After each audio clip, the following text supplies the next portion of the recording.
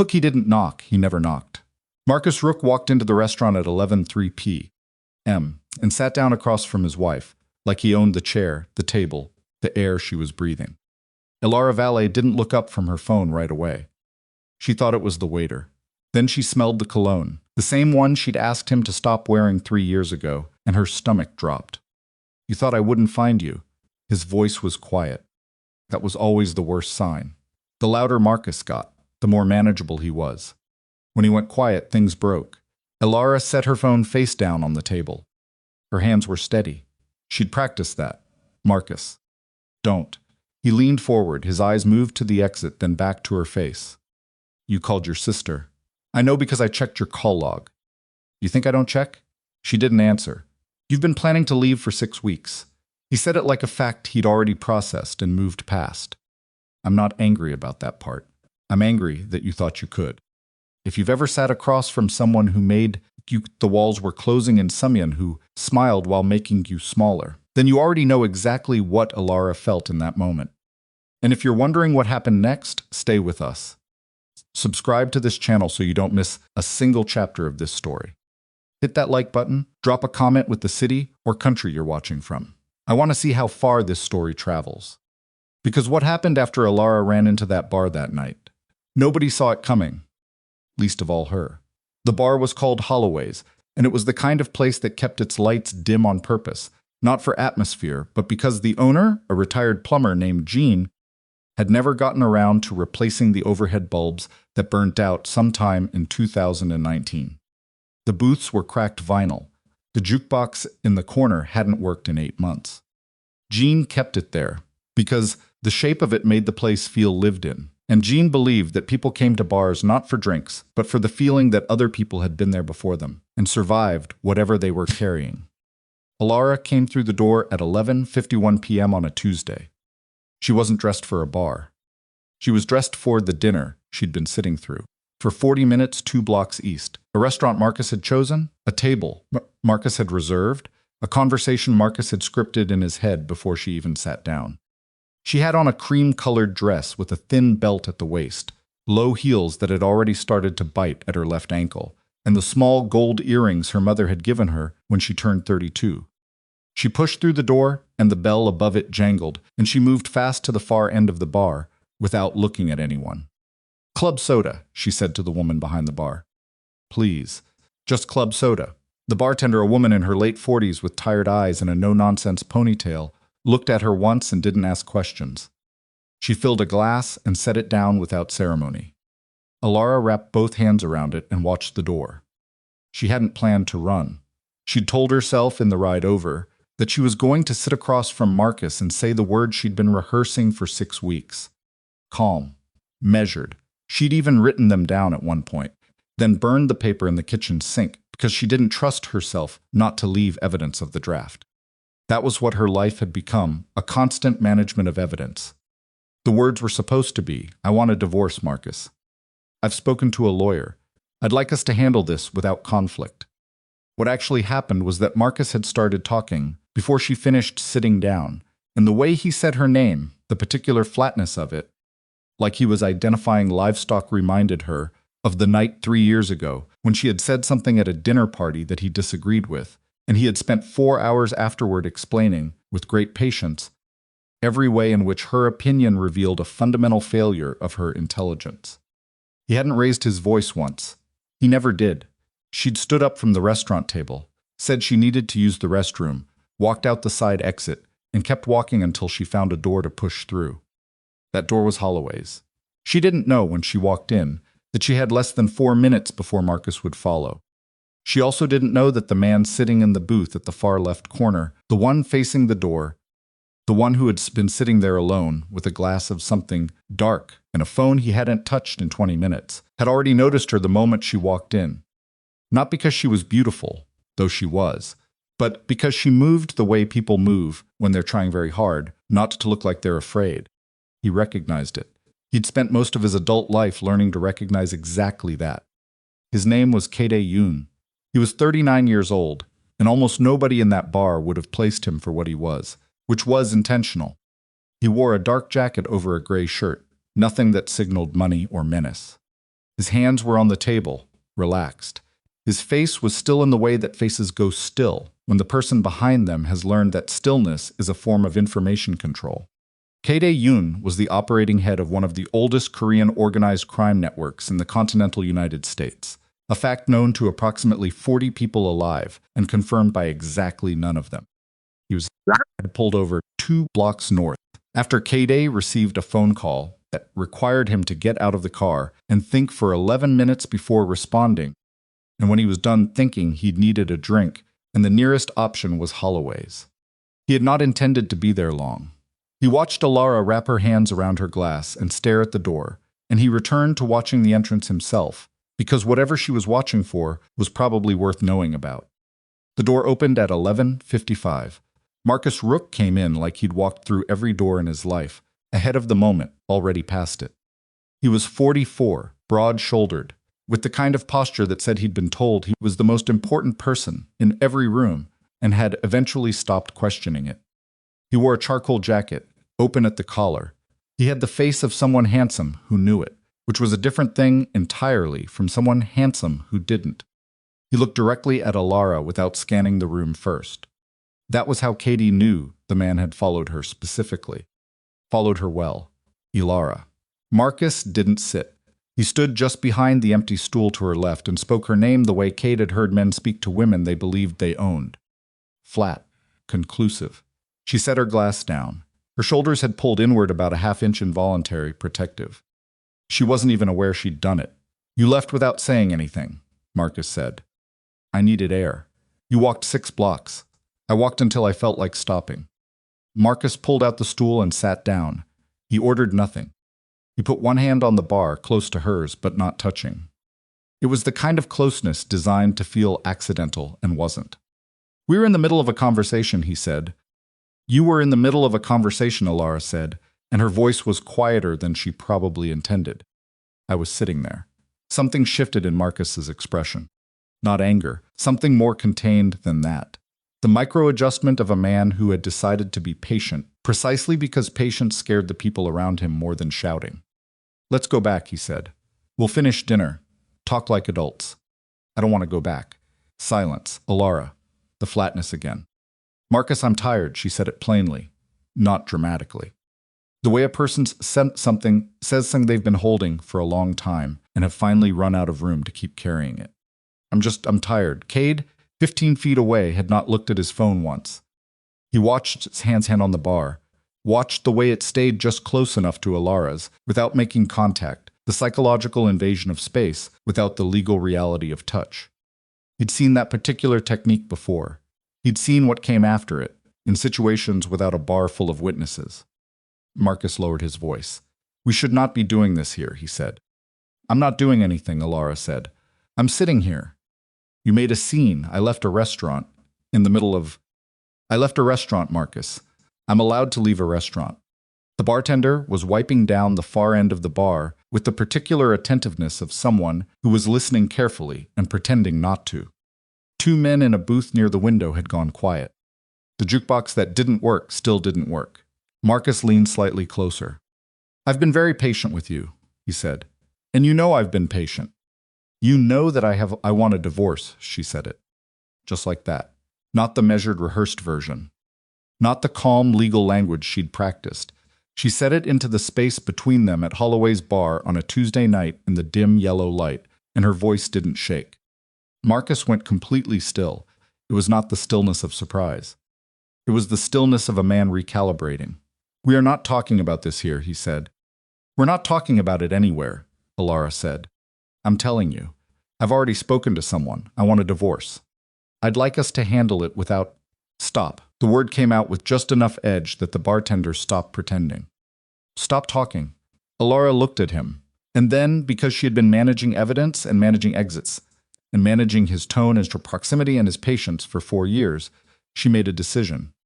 She picked up her club soda, took one calm sip, and set it back down. No, she said. The word just sat there. Marcus's jaw moved. Just slightly. He set both hands flat on the bar and looked at the wall behind the bottles, and was very quiet for a long moment. And in that moment, Elara could feel the temperature of his patience running out, and she knew what came next. and she was already calculating angles to the door. "Excuse me." The voice came from the left.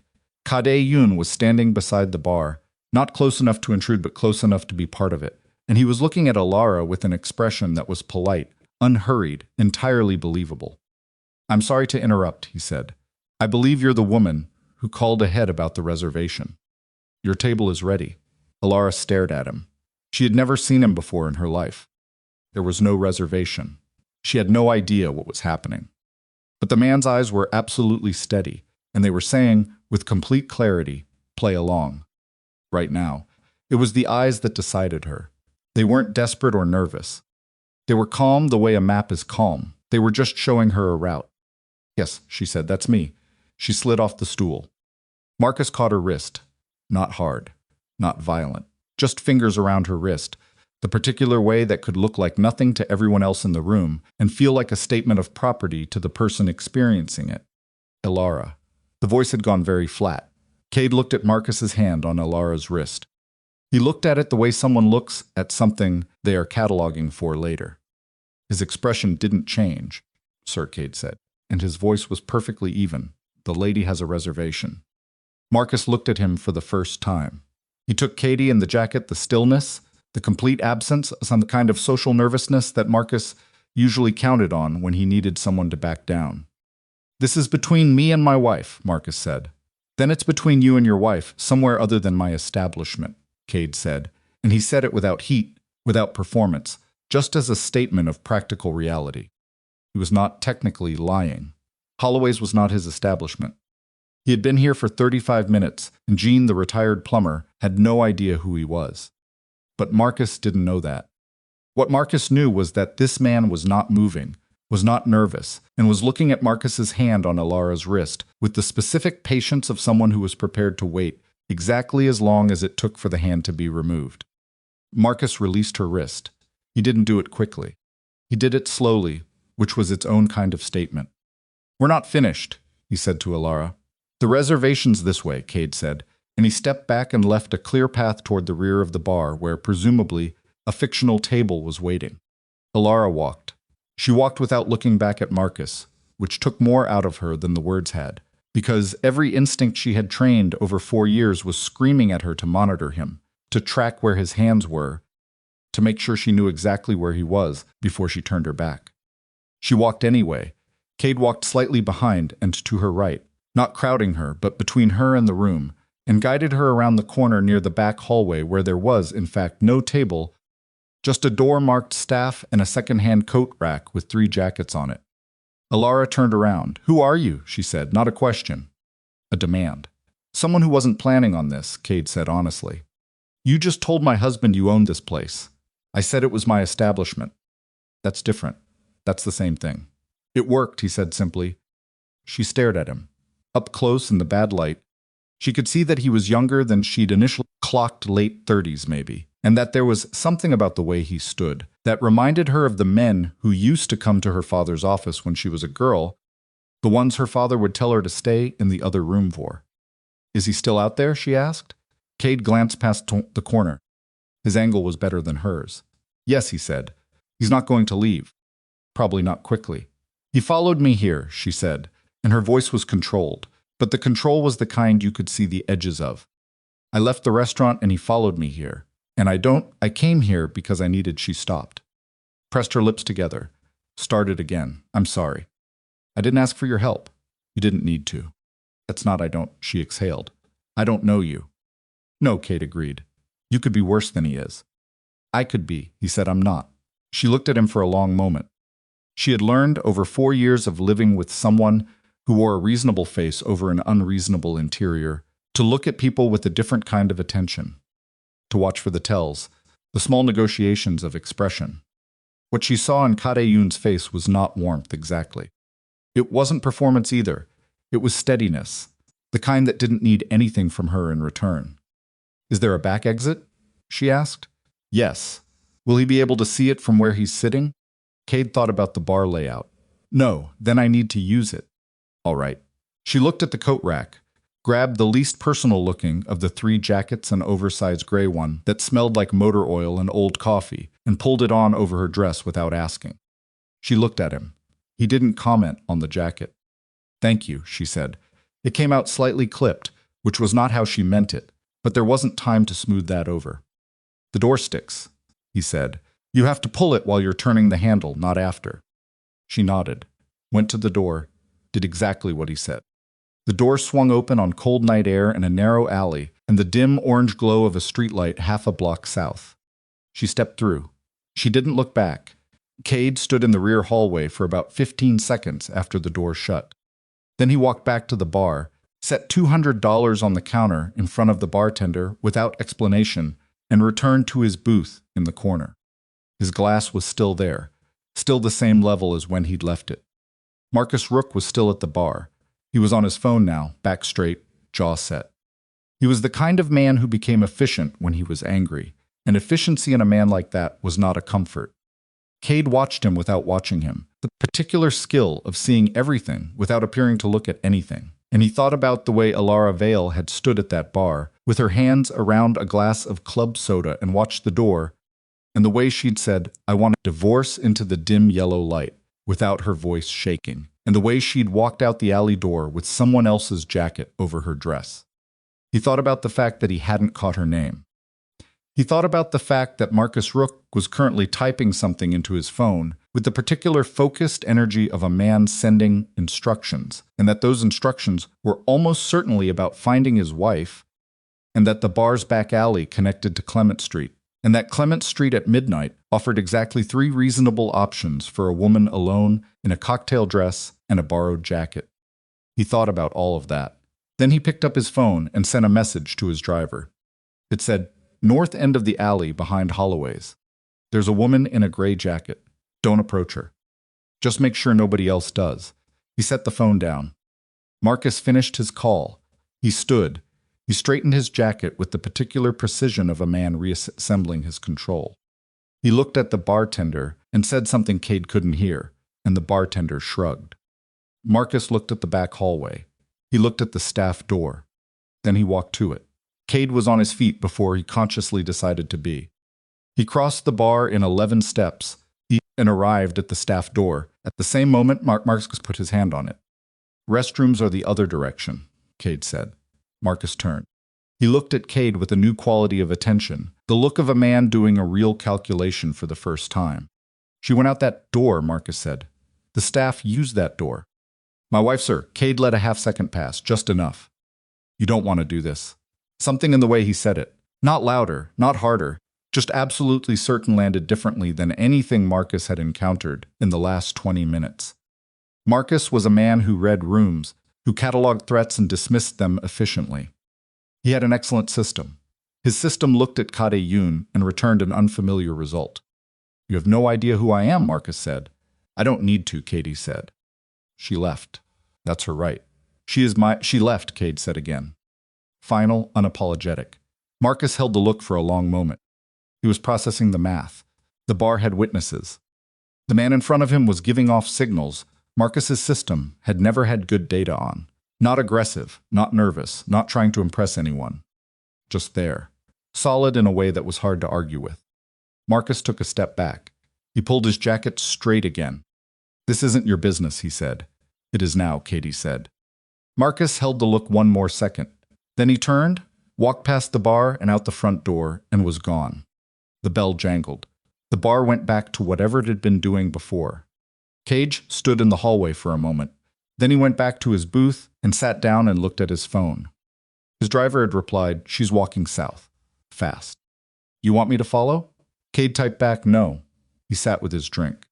The thing was, and he knew this about himself, he had a particular inability to leave certain things alone once he'd started them.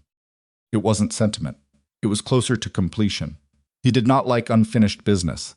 He did not like loose ends or open doors or problems left half-solved, because solving them the rest of the way was inconvenient. He thought about Elara Vale. He still didn't have her name. He realized walking south on Clement Street in a borrowed jacket, over a cream-colored dress at midnight, with a man like Marcus Rook behind her, and whatever was waiting for her at the end of that walk. He thought about Marcus Rook typing instructions into a phone. He thought about the look in her eyes when she'd said, "I don't know you." The way it wasn't fear. It was caution, the kind that comes from knowing, specifically and from that the world occasionally placed new kinds of danger directly in the path of the danger you'd just escaped. She was smart. He flagged down the bartender, asked for the check.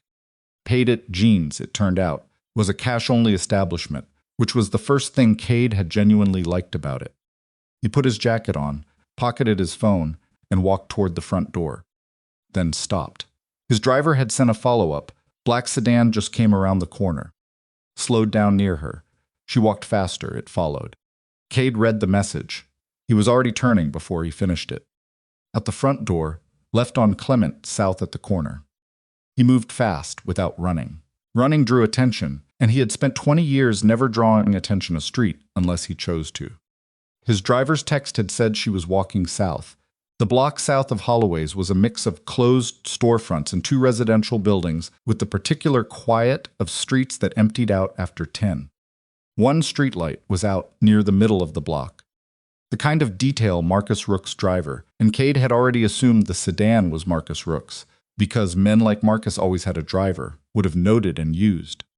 Kade turned the corner. He could see her. She was halfway down the block, walking fast, and the black sedan was moving slowly alongside her, keeping pace. The window on the passenger side was down. He couldn't hear what whoever was in the car was saying, but he could see Elara's face in profile under the streetlight toss. Jaw set, eyes forward, the particular body language of someone refusing to acknowledge something they're terrified of. Was doing the smart thing. Don't run. Don't engage. Stay in the light. But the sedan was still moving. Kade didn't raise his voice. He didn't run. He pulled his phone out, dialed his driver, and said, "Pull up." His driver's car, a plain black Volvo.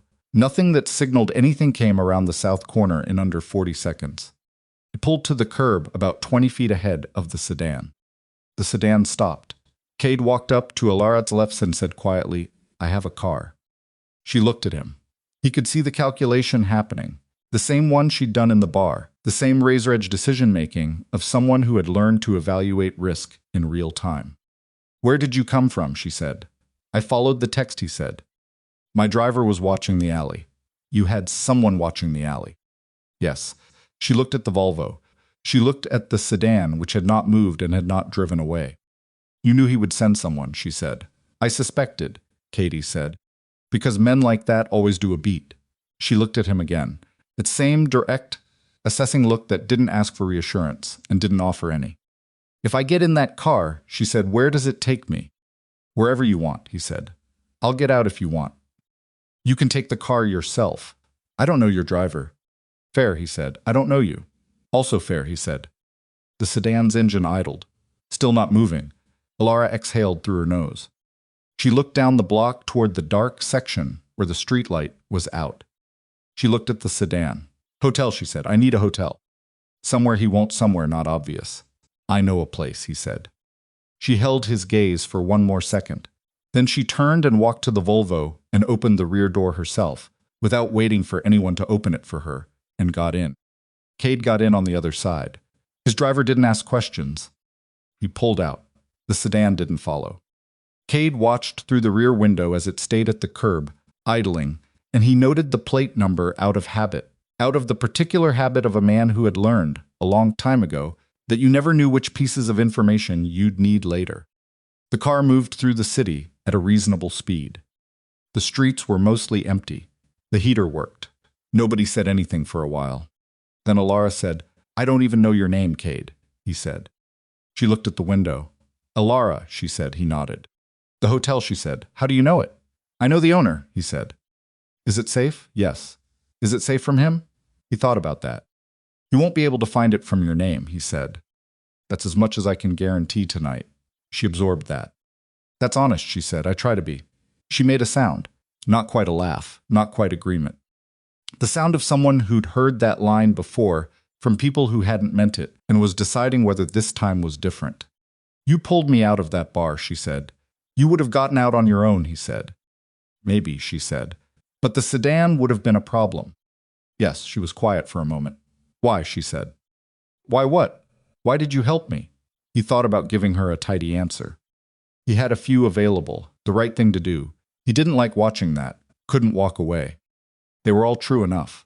What he said was, I was sitting in a bar I'd never been in before, and you came through the door, looking like someone trying not to look afraid, and then a man came through the door behind you, and the math was obvious. She looked at him. Just looked. I'm not a good person, he said. It wasn't self-flagellation. It was information. I want you to know that up front. Whatever this is, I'm not the cavalry. I'm just someone who was there. What kind of person are you then? She asked. Outside, the city moved past the window.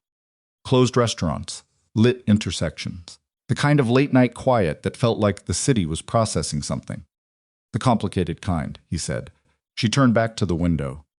They didn't talk again until the car stopped. The hotel was small, 6 floors, a place that didn't advertise and didn't need to. Kade spoke to the front desk himself and paid cash. He always had cash, another habit, and came back to where Elara was standing near the door with her arms crossed over the borrowed jacket and her left foot slightly angled toward the exit. He handed her the key card. 3rd floor, he said. Room 14. The elevator's on the left. She looked at the key card.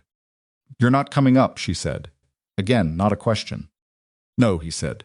She looked at him. My number is in the room, he said. Left nightstand, written on the hotel notepad.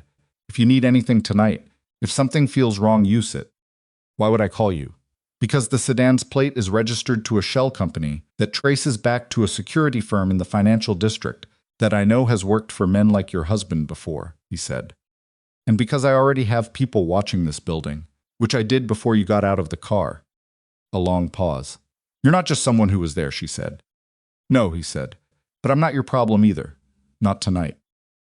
She looked at the key card again. Then she looked at him, really looked, the way she'd been looking all night, that direct, assessing gaze that took stock without asking permission. Marcus won't stop, she said. You understand that, right? Men like him don't stop. I know, Kade said.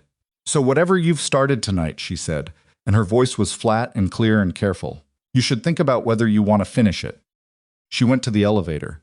She pressed the button. The doors opened. She stepped in. She looked at him once more across the lobby, one hand on the doorframe, the borrowed jacket too big for her shoulders, the gold earrings her mother had given her still in her ears, and then the doors closed. Kade stood in the lobby. He thought about what she'd said. Whatever you've started tonight, you should think about whether you want to finish it. He thought about Marcus Rook typing instructions into a phone with that particular efficient anger. He thought about the black sedan, with the plate registered to a security firm he knew. He thought about the way she'd pulled that coat rack jacket on without asking, the way she'd worked the stuck door handle on the first try, the way she'd said, I want a divorce at a bar at midnight without her voice breaking. He thought about all of it. Then he pulled out his phone and made a call. When the other end picked up, he said, without preamble, Marcus Rook. Financial District Security Firm Black Sedan. I need everything by morning. The person on the other end asked no questions. Kade hung up. He went back to his car. He did not go home. He sat in the rear seat with the engine off and the window cracked and the late city moving past outside. And for the first time in a very long while, he was thinking about something other than the business at hand. The business was always at hand. He had spent 20 years building something precise and implacable, and he had learned somewhere along the way that the thing you protect defines you as much as the thing you build. He thought about what he was protecting tonight, and why. He didn't have a clean answer. He didn't trust clean answers. What he had was a plate number, a hotel with 3 people watching it, a notepad with his number on the left nightstand of room 14, and a woman who had said you should think about whether you want to finish it, like she already knew the answer, and was giving him the choice to arrive at it honestly. He picked up his phone again. Dialed. Tell me the sedan is still stationary, he said. Pulled off 20 minutes ago, his man said. 2 guys in it. They drove back to the financial district. They find the hotel? No. Good, he paused. Keep the watch until morning. He ended the call. Outside, a cab went by. An ambulance somewhere distant. The ordinary machinery of a city, moving through the night, indifferent and constant. Kade thought about Elara Vale on the 3rd floor of a small hotel with a key card he'd paid for and his number on a notepad she might never use. She'd walked through Holloway's door, looking like someone trying not to look afraid. She'd walked into that elevator, looking like someone who had decided to stop being afraid and start being something else entirely.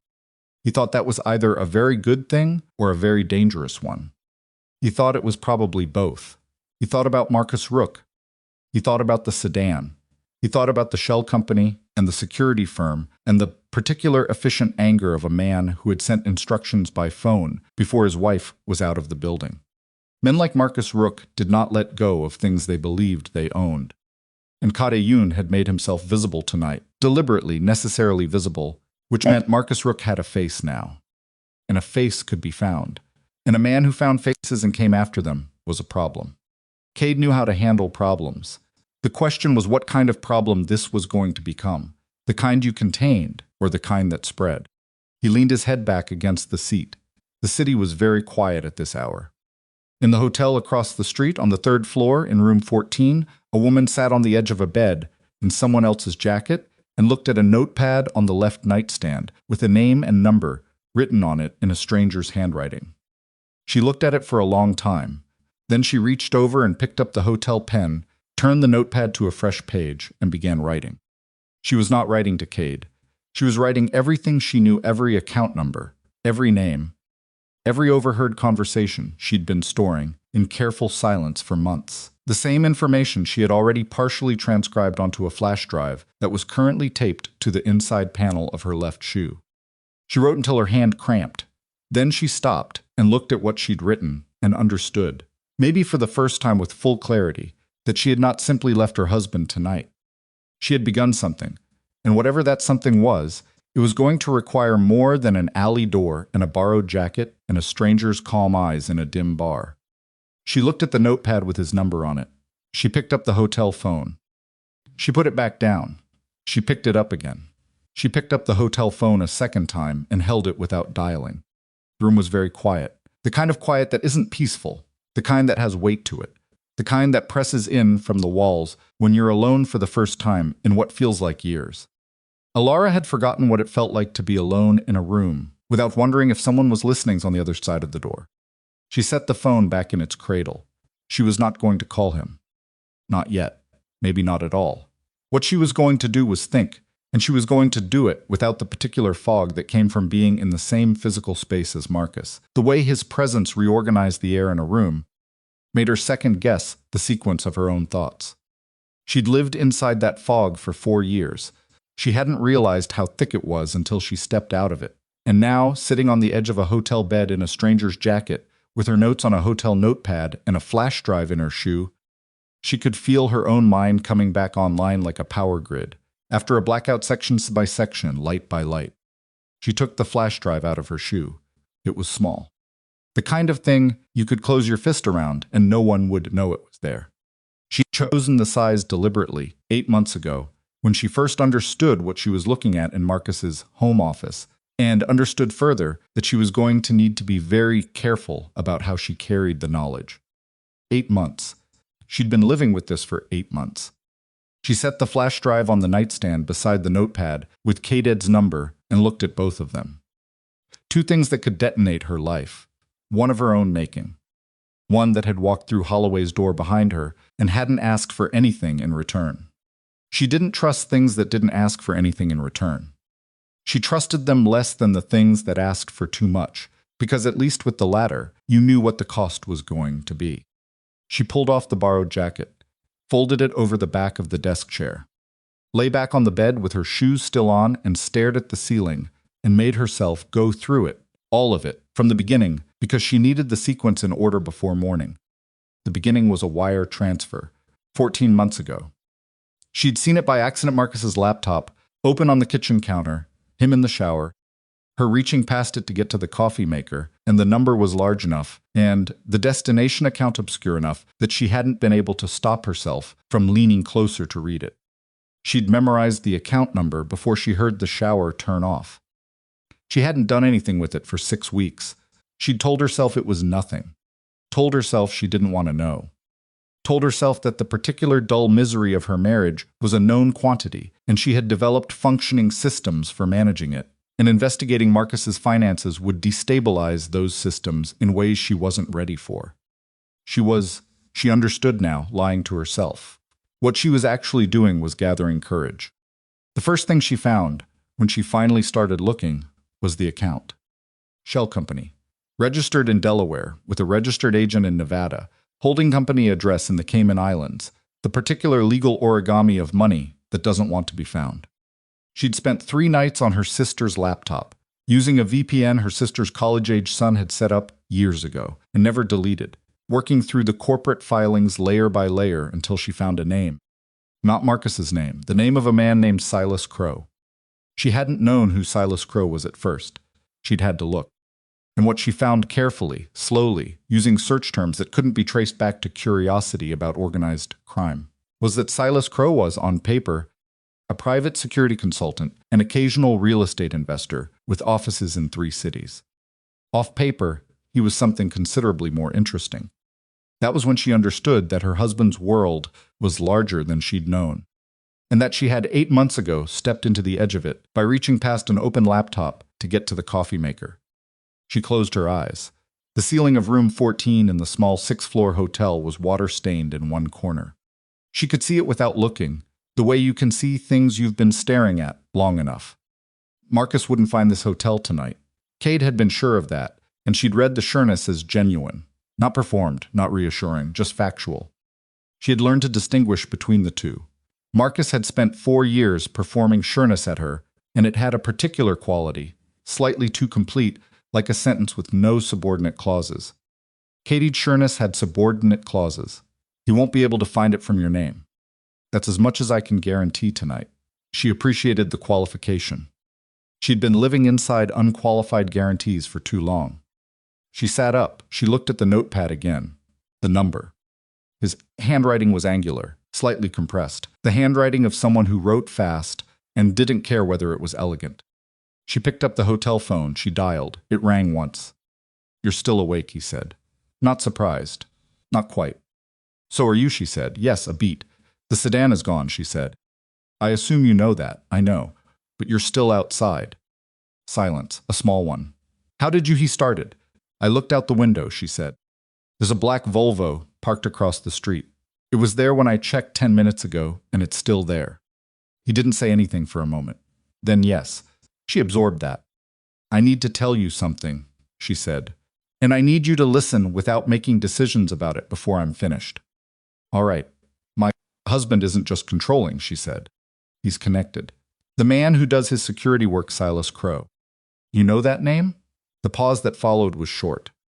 The kind that's short, not because the person doesn't have an answer, but because they're deciding how much of it to give. "I know the name," Kade said. She felt something cold move through her chest. "How do you know it?" she said. "Silas Crowe moves money," Kade said. "He's been doing it for years. I know who he is the way I know most names in certain industries. Peripherally. My husband uses him," Elara said. "I've been documenting it for 8 months.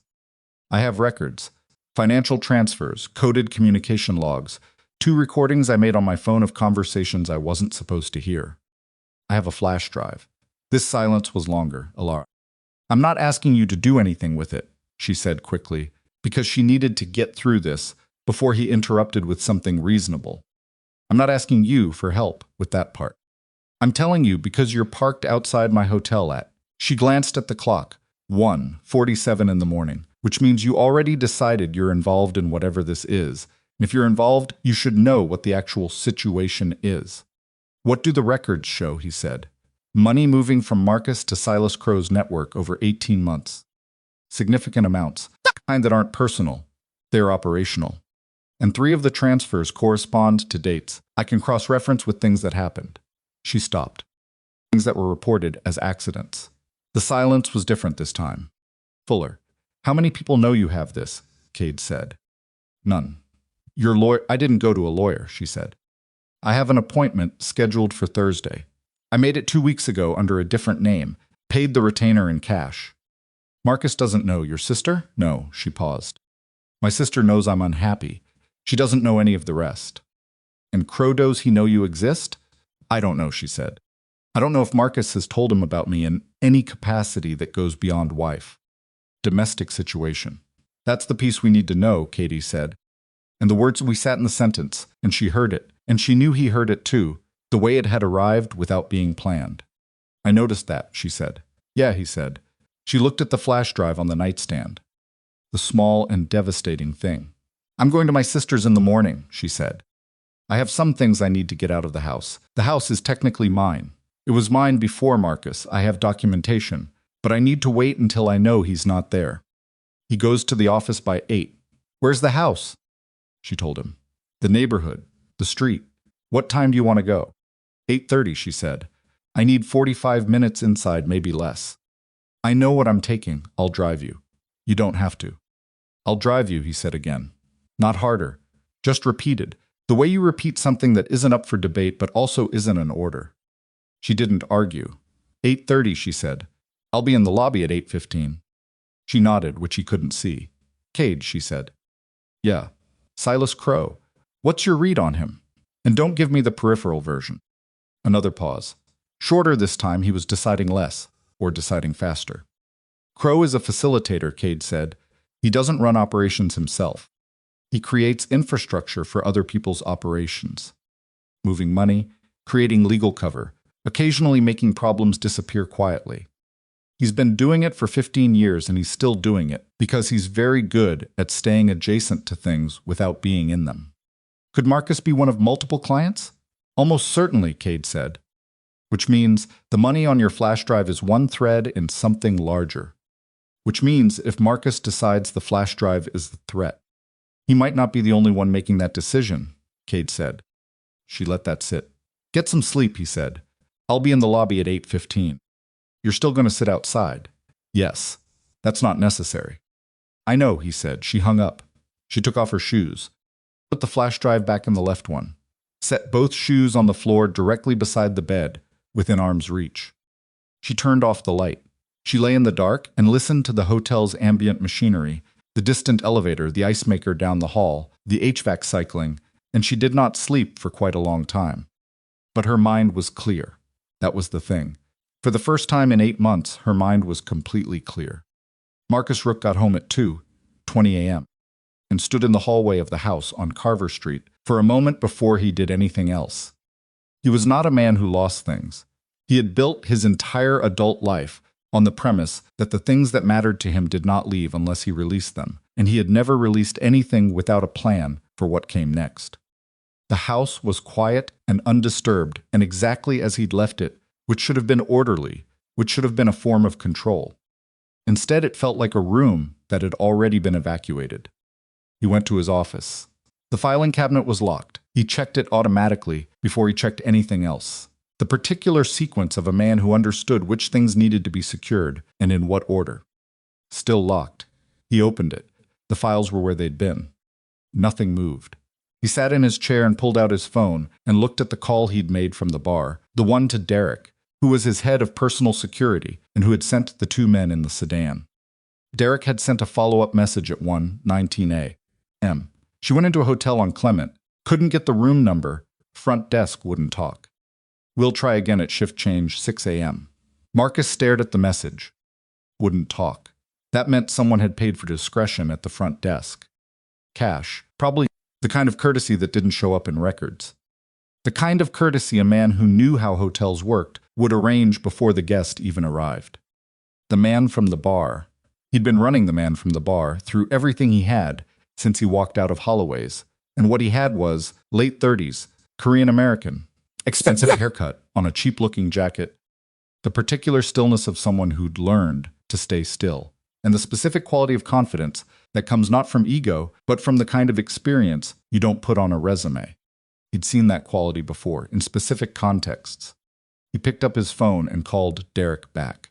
The man at the bar, he said. When Derek picked up, sleep Bruce and careful. I need you to find out who he is. I need it by morning. The bar has cameras, Marcus said. Holloway's on Clement. 2 of them, one above the door, one behind the bar. The owner's name is Eugene Pallister. He's been there 22 years. He has a city business license and a liquor license he renewed in March. He doesn't want trouble. Be persuasive, but don't be stupid. Derek was quiet for a second. And if it's nothing, if he's just some guy who... He's not some guy, Marcus said. Find out who he is. He ended the call.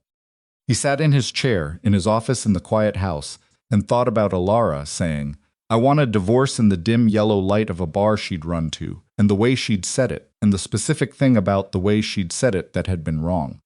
She hadn't been afraid. Elara had always been careful around him. He'd always read that carefulness as management. The management of a woman who understood how things worked and chose to work within them. He had told himself many times that she was content, that the carefulness was affection, that the silences were compatibility. He had told himself a great many things, but he knew her. He had studied her with the same attention he brought to everything that mattered to him, and the woman at that bar saying, "I want a divorce," without her voice shaking, was not the woman he had been managing his understanding of for 4 years. She had changed, or she had been changing slowly and quietly, and he had been too occupied with other matters to notice. That was the part that made his jaw tighten. Not that she wanted to leave, that she had been changing without him knowing. He opened his laptop. He had work to do before morning, and he was going to do it with the same efficient patience he brought to everything. And by the time Elara surfaced from wherever she was sleeping tonight, he was going to know exactly what the situation was and exactly what he was going to do about it. He was not a man who lost things. Kade sat in the Volvo until 4 a.m., then told his driver to take them both home, because sitting outside a hotel at 4 a.m. was conspicuous in a way that watching from a distance was not, and he had 2 people on rotation at the building's north and south approaches who would send him a message if anything moved. He went home. His apartment was on the 14th floor of a building that was registered, like most things he used, under a name that wasn't his. He owned nothing in his own name that could be found without knowing where to look, and almost nobody knew where to look. He had not always lived this way. There had been a time he was younger, he was 23. He was operating under the instruction of a man named Park, who had treated him with the particular affection of someone who understood that loyalty costs more when you know what you're asking, for when he had lived in a shared apartment in Koreatown with 2 other men and a leaking radiator and had considered the whole arrangement entirely temporary. 39 years old, 14-floor apartment. Nobody knew his real address. The temporary had become the permanent somewhere along the way. He didn't examine that thought for long. He was tired, and he had 3 hours before he needed to be in the lobby of a hotel on Clement Street, and he needed to use them. He lay on his bed without taking his jacket off and looked at the ceiling and thought about what Elara had told him. Marcus to Crowe, 18 months of transfers, operational amounts. 3 transfers corresponding to events reported as accidents. He thought about Silas Crowe. He knew more about Crowe than the peripheral version he'd given Elara. Not because he'd been dishonest, but because there were layers to what he knew, and the first layer was enough for her needs tonight, and he hadn't wanted to hand her more weight than she could use. The full version was Silas Crowe was a facilitator for multiple networks. Yes. But one of those networks had been causing Kade's organization a specific and targeted problem for the past 4 months. Money that should have moved through certain channels had been rerouted. Contacts who should have been reliable had become unreliable. 2 shipments, not of anything particularly useful to law enforcement, but of anything that represented significant cash investment, had been intercepted at moments that were mathematically too precise to be bad luck.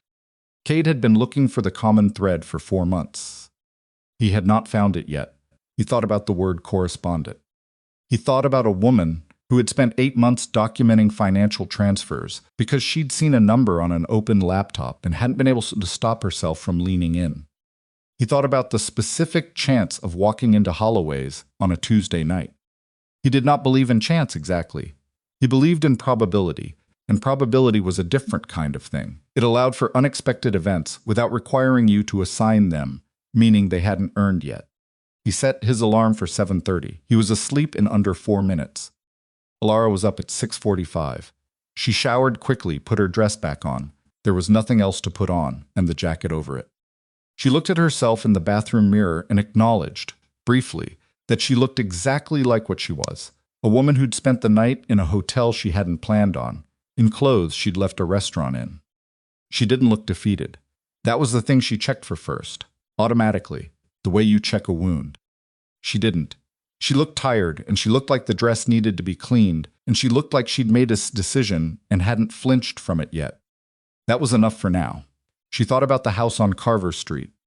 She ran the inventory in her head. She'd been running it mentally for weeks, adding and subtracting, based on what was replaceable and what wasn't, what was worth the risk of going back for, and what she could lose without losing herself. The list was short. She'd pared it down to what was actually essential. Her mother's jewelry, which was in a small box in the top shelf of the bedroom closet. A hard drive she kept in the bottom drawer of her desk. Under a false panel she'd installed herself 8 months ago, it had a complete duplicate of everything on the flash drive in her shoe, plus additional documents she hadn't been able to reduce to a portable format. Her passport and original documents, which Marcus didn't know, she kept in a lockbox in the hall closet behind the winter coats. And a photograph. One, of herself and her sister, taken the summer before she met Marcus, standing on a dock somewhere upstate with their shoes off, and laughing at something the camera hadn't caught. She needed 40 minutes, maybe 35. She pulled on her shoes, flash drive seated back in the left one, and went down to find coffee. The hotel had a small breakfast area off the lobby, one of those setups with a coffee maker and pre-wrapped pastries on a folding table. She took coffee black and sat in a chair facing the door. She was on her second cup when her phone lit up. It was a number she didn't recognize. Local area code. She let it ring. It rang 4 times and went to voicemail. She waited. No voicemail. It rang again. She picked up. Mrs. Rook. A man's voice, calm. Not Marcus Somion she'd never heard before. I apologize for calling so early. My name is Silas Crowe. I believe you and I have some things to discuss. The cup in her hand went still. She said nothing. Mrs. Rook, I know you're in a hotel on Clement Street, and I know you spoke with your husband's attorney at approximately 1 a.m. last night. That was wrong. She hadn't done that, which meant he was testing her, trying to get a reaction. And I know you've been gathering certain documents. I don't want this to become complicated. I think we can resolve it simply. She kept her voice flat. I don't know what you're referring to. I think you do, Crowe said. I think you've known for about 8 months. You're intelligent. I respect that. A pause. What I need you to understand is that what you've gathered affects more people than just your husband. There are interests involved that are not Marcus's, and those interests have a great deal of patience when patience is the appropriate response, and very little of it when it isn't. The lobby was empty except for the hotel clerk. Through the window she could see the street beginning to lighten. What are you asking me to do? She said. Bring me the flash drive, Crowe said. All copies. We'll call it a clean slate. You get your divorce, you get your life. Nobody is made worse off. She thought about the 3 transfers. The events reported as accidents. She thought about a hard drive under a false panel in the bottom drawer of her desk. I'll need time to think about that, she said. Of course, Crowe said warmly. You have until this evening. I'll send you an address. He ended the call. Elara set her phone face down on the chair arm and breathed for a moment. Just breathed, steady and deliberate, because the alternative was to let the fear take over, and she wasn't doing that. Crowe knew she was in the hotel, which meant Marcus had found the hotel, or Crowe had found it independently, which was worse, because it meant Crowe's reach was longer than Marcus's, which meant the sedan last night hadn't been just Marcus. She stood up. She went back to the elevator. She went up to room 14 and packed nothing, because there was nothing to pack, and stood in the middle of the room and thought very fast. Crowe had made the call himself. That was information. Men who made their own calls were either confident enough not to need intermediaries or concerned enough that they didn't trust an intermediary with the specific message. She couldn't tell yet which this was. He'd said all copies. That meant he knew about the flash drive. He might not know about the hard drive. He'd said this evening. That gave her approximately 12 hours, which was either generous or designed to feel generous while something else was being arranged.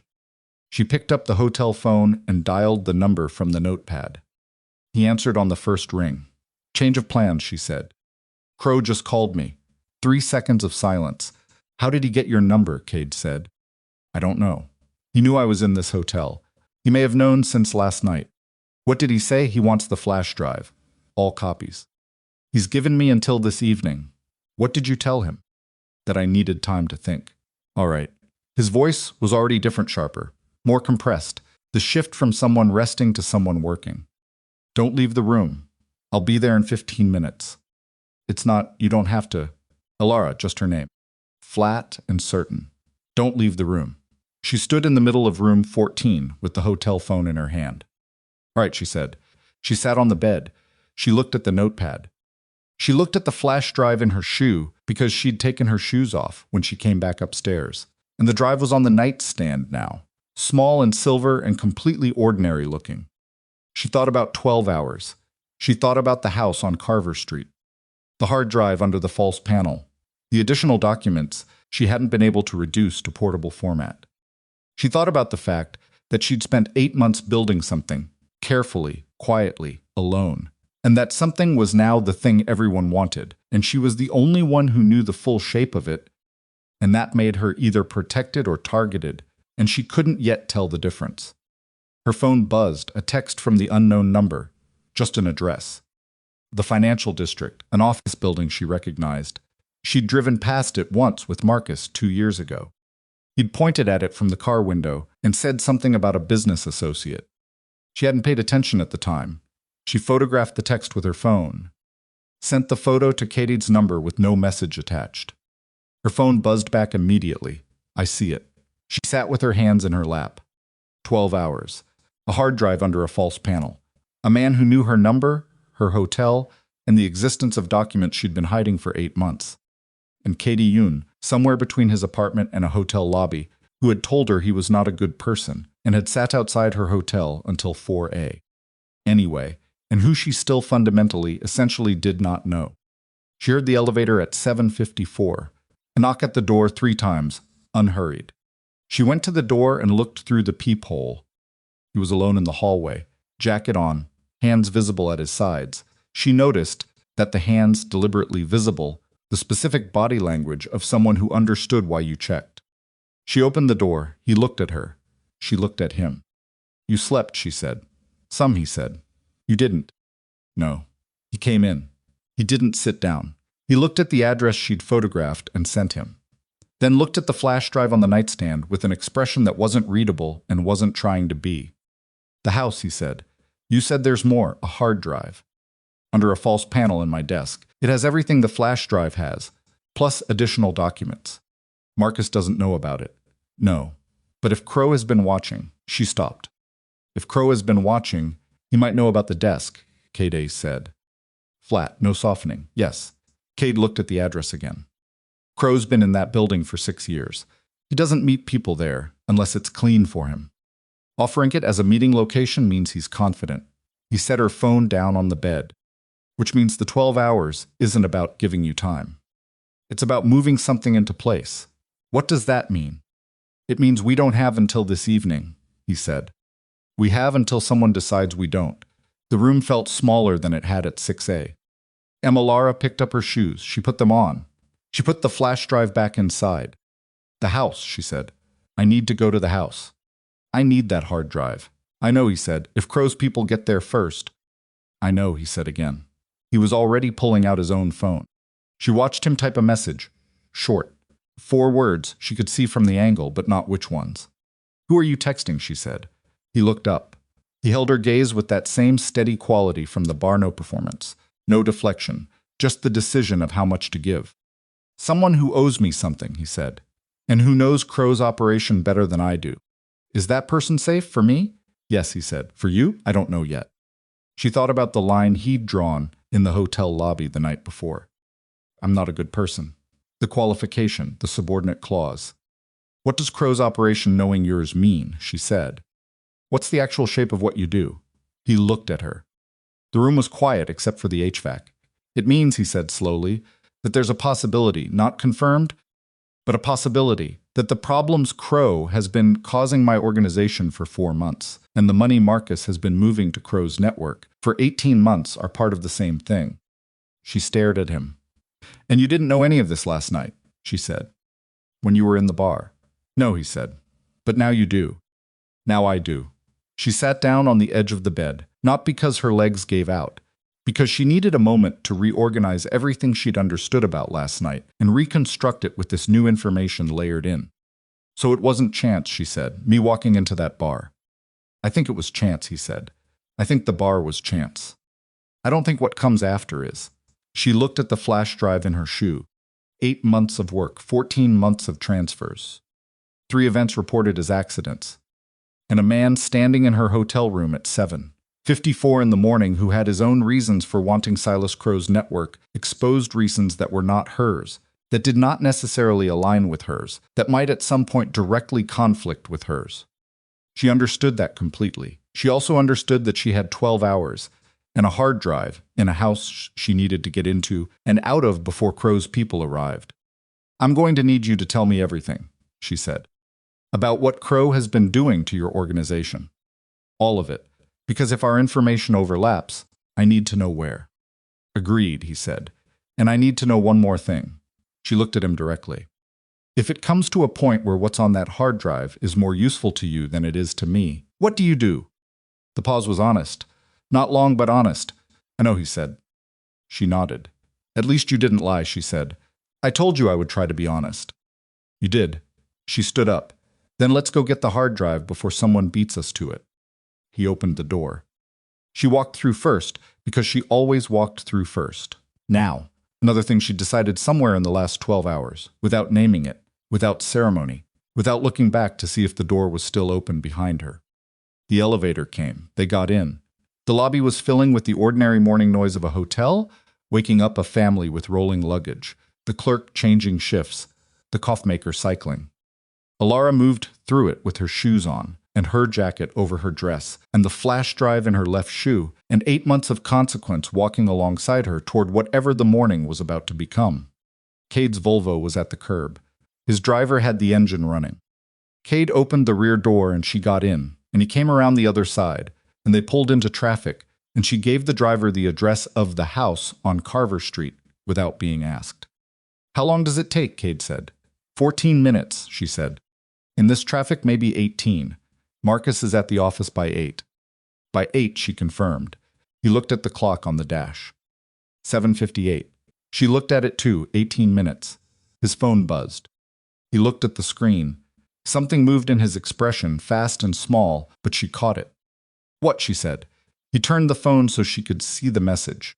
It was from the contact he'd texted upstairs. 3 sentences. Crowe moved 2 people toward Carver Street at 7:45. They have a key. You have maybe 10 minutes. Go, Kade said to his driver. Not loud, just final. The Volvo accelerated into the gap between a delivery truck and a city bus, and Elara braced her hand against the door without thinking about it. The clock on the dash read 7:59. A key, she said. Her voice was flat. They have a key to my house. Yes, Marcus gave them a key. Or Crowe had one made, Kade said. Either way. She looked at the street moving past the window. 14 minutes of ordinary city traffic between her and a house she'd lived in for 3 years, and a hard drive under a false panel, and the complete documented record of 18 months of money that had moved toward 3 events reported as accidents. 10 minutes, the message had said. You have maybe 10 minutes. How reliable is your contact, she said.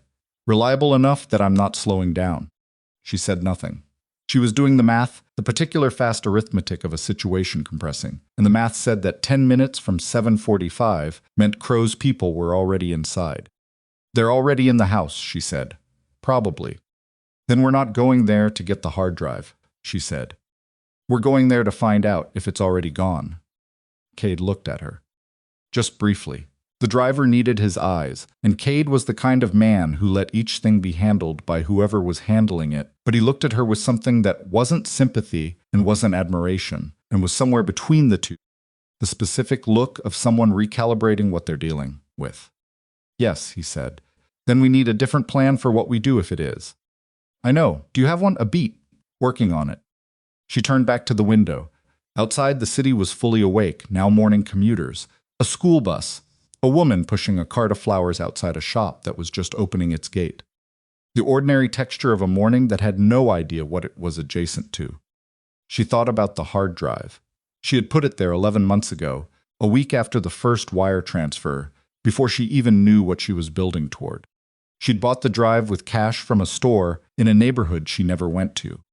She'd installed the false panel herself using a tutorial she'd found and watched on her sister's laptop and then deleted from the browser history.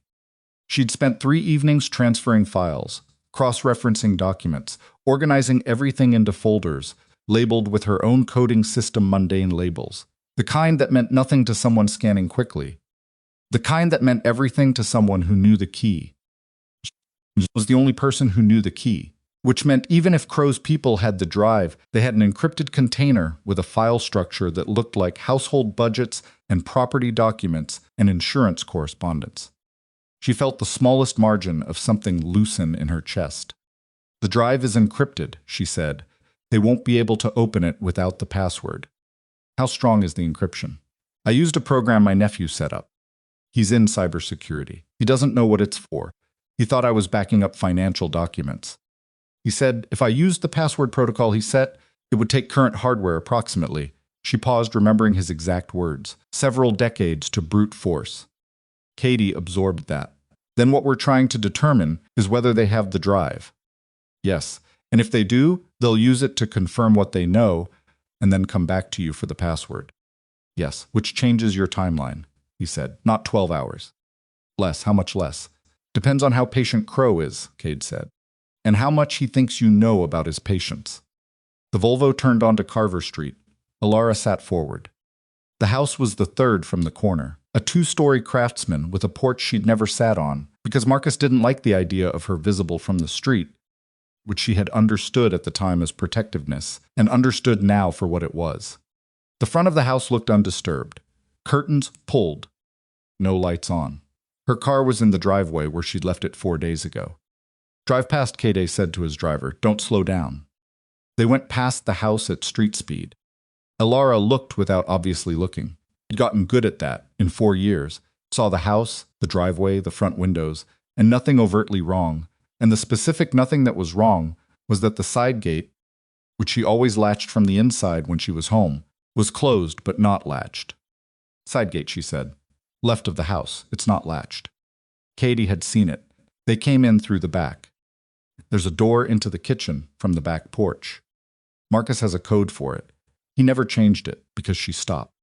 Because he didn't think you'd tell anyone, Kade finished. Because he didn't think I'd leave, she said. Kade pulled his phone out. Sent a message. 20 seconds later, a response. He read it and handed her the phone. The message was from his contact, 2 men. In and out in 8 minutes. Left at 7:53. One of them had a bag. She stared at the message. 7:53. 6 minutes before they'd gotten Crowe's text. The men were already gone. She handed the phone back. They have it, she said. Yes, she sat with that. The car had circled the block and was on Carver again, moving slowly. She had spent 11 months building something. She had organized it and encrypted it and hidden it, and carried the flash drive version of it in her shoe, and run from a restaurant, and slept in a hotel in someone else's jacket, and talked to a stranger in a bar at midnight, and been called by the man behind her husband's worst decisions, and all of it had been organized around the existence and safety of that hard drive and its contents. And it was in a bag, being carried to Silas Crowe. Pull over, she said. The driver looked at Kade. Kade nodded. The car stopped. Elara got out. She stood on the sidewalk on Carver Street, half a block from her house, in a cream-colored dress and a borrowed jacket, and her left shoe with a flash drive in it, and she breathed. In, out, steady. Kade got out and stood beside her. He didn't say anything. He just stood there, which was the right thing to do, and she was aware enough of what she was feeling to notice that she was grateful for it. Okay, she said. Okay, he said. Tell me what I have left, she said. It wasn't a question exactly. It was the way someone says something, when they need to hear it organized out loud. The flash drive, he said, which is encrypted the same way. Yes, the recordings on your phone. Yes, 2 of them. And your knowledge, he said. Everything you documented, you also know. They can't take what's in your head. She looked at the house. The side gate unlatched. The recordings, she said. I made them on my phone. If Marcus gave Crowe access to my accounts, are they backed up anywhere? No, I specifically didn't back them up. I didn't want them on a cloud server. Then they're only on the phone in your hand, he said, which Crowe doesn't have. She looked at her phone. He will, she said. If I meet him this evening, the first thing he'll do is take the phone. You're not meeting him this evening, Kade said. She looked at him. We need to move faster than his timeline, Kade said. We need to get the recordings off your phone and onto something secure before's. Her phone rang, unknown number, same area code as before. She and Kade looked at the phone together. She answered it. Mrs. Rook. Crowe's voice the same warm, patient quality. The voice of a man who had been delivering difficult news to people for 20 years and had gotten very good at making it sound like information rather than threat. I understand you made an attempt this morning. I went home, she said. I'm allowed to go to my home. Of course, he said. I'm not calling to scold you. I'm calling because I believe my timeline was perhaps too generous, and I'd like to move our meeting to this afternoon. Say 2 o'clock? I have things to do this morning. I'm sure, he said. But Mrs. Rook, Elara, I want to be direct with you, because I think you're a woman who prefers directness. A brief pause. The man you were with last night, I know who he is now. And his involvement changes things considerably.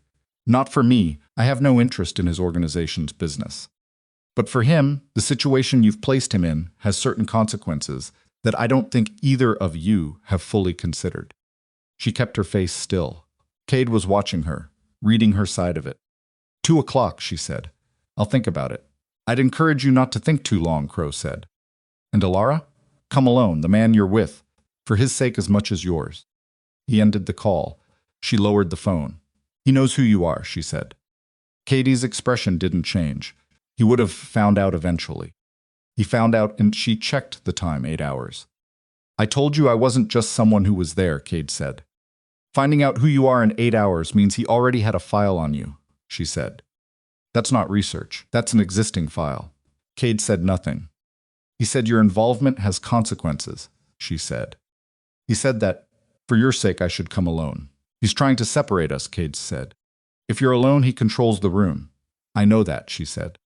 I'm telling you what he said, because what he said tells us how much he knows about you.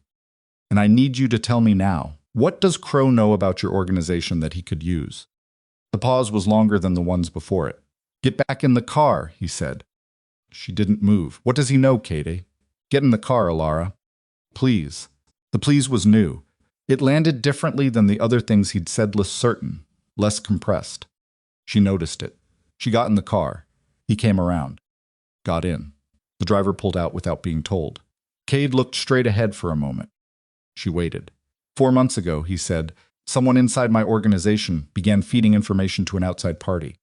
I didn't know who the outside party was. I started looking and I found a partial name Crowe and a partial account signature, but not enough to trace the full route. That's what I've been working on. Someone inside your organization, she said. Yes. You don't know who. I have 2 candidates, he said. I haven't confirmed either of them. She looked at him.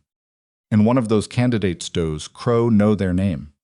If the candidate is the leak, he said, then yes. Crowe knows everything they know, which means Crowe potentially knows the shape of your operation from the inside, she said. Yes, she sat with that. He called you a complication. He didn't call you a threat. That means he thinks you're manageable. Or he wants me to think that.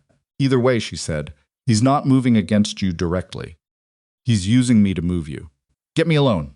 Get the flash drive, end the documentation risk, and then whatever he has on your inside person keeps you in check without direct confrontation.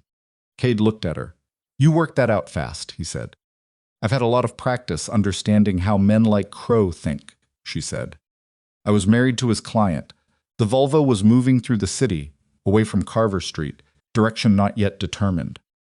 The appointment I made, she said, the lawyer, Thursday, under a different name. Did Marcus find it? I don't know if he found it, he told Crowe, she said. Which means Crowe knows I was already building toward legal action. Which means the flash drive isn't just evidence against Marcus, it's evidence that could unwind Crowe's entire facilitation structure if it goes to the right prosecutor. Yes, Kade said. So he can't just take the flash drive, she said. He has to take me, or make me disappear the legal way, discredit me, manufacture something, make me a person whose testimony nobody would accept. Kade's jaw moved slightly. She was getting it exactly right, and she could see that he'd already arrived here and hadn't wanted to say it. He said, come alone, she said. Come alone means no witnesses to whatever happens at 2 o'clock. You're not going, Kade said. I know I'm not going. She paused. But Crowe doesn't know I know. He looked at her. We have until 2 o'clock, she said. That's 6 hours. What can you do in 6 hours with what I have on the flash drive? Depends what's on it. Account numbers, transfer records, 3 events with corresponding dates and financial traces. And Marcus's operational communications coded. But I have the key because I found the cipher in his desk 14 months ago and copied it before I put it back. Kade went still. You have the cipher, he said. Yes. For Marcus's communications with Crowe. For Marcus's communications with everyone, she said. Including potentially your inside person. The car was very quiet. Outside the city continued. A truck made a delivery. A traffic light changed. A woman walked a dog past a newspaper box. Kade pulled his phone out. He typed something, looked at the response, typed again. She watched his face, the compression of it, the rapid processing, the particular quality of someone reorganizing a very large amount of information very quickly. He put the phone down. I need to make a call, he said. It'll take about 10 minutes. I need you to... I'll be right here, she said. He nodded. He pressed the divider button, and the panel between the front and rear seats went up. Then he made his call. She could hear the tone of it, low-clipped, not hostile but loaded, the cadence of a conversation between two people who knew each other's capabilities and were measuring against them, but not the words. She looked at her phone, looked at the 2 recordings in her audio files. Pressed play on the shorter one, just briefly, just to confirm it was still there. Marcus 4 months ago, in his office, on a call she'd heard through the wall when he forgot to close the door all the way. She pressed stop. Still there, she put the phone in her jacket pocket. The divider came down. There's a man I need you to meet, Kade said. He paused, choosing. He's not comfortable company. But he has access to a secure system that can process what's on the flash drive and cross-reference it against data I already have. If your cipher works on the communications, we can potentially identify Crowe's full client list and the inside person in my organization in the same run. Who is he? His name is Jin, Kay said. He works for me. He's been with my organization for 12 years, and he is not one of my 2 candidates for the leak. How do you know? Because the 2 candidates don't know Jin exists, Kade said. He operates on a separate network. If either candidate had leaked Jin's existence, I would have known about it from 3 different directions. And Jin can process the flash drive. In under 2 hours, Kade said. If the encryption key is what you described. She looked at the flash drive in her hand. She'd taken her left shoe off without being aware of doing it, while Kade was on the phone, and was holding the drive now, turning it between her fingers. 2 hours, she said. That still leaves us 4 hours before Crowe's meeting. Yes. What do we do with 4 hours and a processed file? We take it to someone who can move on it fast enough that Crowe's network becomes a liability to everyone protecting it, Kade said. Federal. Not local can be reached. Federal, the right office, the right person, who has been building a case on Crowe-adjacent activity, for he stopped. For how long, she said. I don't know exactly. But you know the office. I know a name, he said. I've been careful not to know more than that. She held the flash drive. She thought about 11 months. She thought about the false panel and the encrypted container and the Tuesday night at a bar she'd run to, and a man who'd said, I'm not a good person with the particular honesty of someone who meant it as information. If we do this, she said, and Crowe finds out before it's filed. He'll move faster than 2 o'clock, Kade said, and Marcus. Marcus will do what Crowe tells him to do, Kade said. At this point, Marcus is a client. Clients follow the facilitator's lead when things get complicated. She thought about that, about the specific reduction of her husband. A man who had spent 4 years making her feel like the walls of every room she entered were defined by his decisions to the word client. Where does Jin work? She said. 40 minutes from here. Let's go, she said. Jin's workspace was not what she expected, which was probably the point. It was above a dry cleaning business in a neighborhood that smelled like industrial solvent and someone's late breakfast, accessible through a door at the back of the shop's storage room and up a flight of stairs that needed replacing. The space itself was large and cold, and organized with a precision that had nothing to do with aesthetics and everything to do with Function 4 monitors, 3 separate machines, 2 external drives connected to nothing, a mechanical keyboard with keys worn smooth in the middle. Jin himself was 50-something, slight, with close-cropped gray hair, and the particular economy of movement that came from spending most of your waking hours making very small, very precise decisions. He looked at Elara once when they came in, nodded as though she confirmed something he'd already concluded, and looked back at Kade. Flash drive, he said. She has it, Kade said. Jin looked at her. She held it out. He took it, looked at it, put it into one of the machines that wasn't connected to anything. He typed something fast, the clatter of someone who'd been doing this for decades. A prompt appeared on the leftmost monitor. Password, Jin said. She told him. 42 characters, upper and lower case, 2 symbols. A sequence she'd chosen because it was the combination of her mother's birthday and the name of the dog she'd had at 7 years old and the year of the only truly happy vacation she could remember. Things Marcus didn't know, things no one knew, things that lived in her and nowhere else. Jin typed it. The drive opened. He scanned the file structure without a word. Then he looked at it for longer, not scanning now, reading. You built this yourself, he said. He was talking to her. Yes, she said, the coding system. Yes, he looked at Kade. She coded a document management system. I can see that, Kade said. In 11 months, Jin said, without professional help. Can you process it? Kade said. Yes, Jin said. He was already typing again. Give me 90 minutes. Get out of my way. They got out of his way. There was a small area near the window with a chair and an upturned crate that served as a table. Kade stood near it. Elara sat in the chair. Outside, the dry cleaners was doing morning business, the push and pull of plastic-wrapped clothes, the distant mechanical cycling of the presses. The cipher, Kade said quietly. How do you know Marcus didn't change it? I don't, she said. But Marcus doesn't change things he thinks are secure.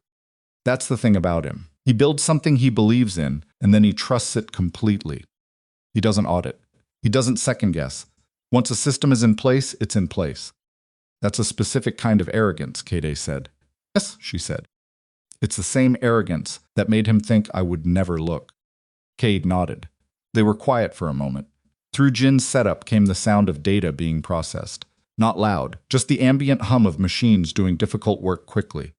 You're 2 candidates, Elara said. For the leak. Kade looked at her. I'm not asking you to name them, she said. I'm asking, do you trust either of them with anything right now? Anything at all? No, he said. Are either of them aware you're here? With me? I haven't told them, he said. But if Crowe identified me in 8 hours, he may have told whoever his inside person is. Which means they may know. She thought about that. So potentially, whatever we're doing right now is being watched, Kade said. Possibly. I don't know. She looked at the staircase they'd come up. The door at the bottom that connected to the storage room of the dry cleaner. The window above the street. Does Jin know the candidates? She said. No, Kade said. Jin operates on a separate network. I told you. I know what you told me, she said. I'm asking because if Crowe's inside person followed us here. They didn't, Kade said. How sure are you? A beat. Fairly sure, he said. Fairly, she said. He met her eyes. He didn't look away. I take precautions. The car is registered to a name that doesn't connect to anything real. The route we took had 3 redundancies. Jin's address is not in any record my organization keeps. But someone inside your organization knows Jin exists, she said. I know he exists, Kade said. 2 other people know. Both of them are currently in different cities. She held the look. She believed the precautions. What she didn't know, what she couldn't know, was whether precautions were enough, because in the last 12 hours she had learned that Crowe had found her hotel, sent men to her house, and identified Kade by 7 a.m. on a Wednesday morning. She had learned that thorough was not the same as impenetrable. I believe you're careful, she said. I need you to understand that Crowe is careful too, and careful men have contingencies. I know, Kade said. Then I need to know, she said, what Crowe's contingency looks like if this doesn't go the way he's planned. Because the flash drive is encrypted, and we're here, and we didn't come alone, and he finds that out. What does he do?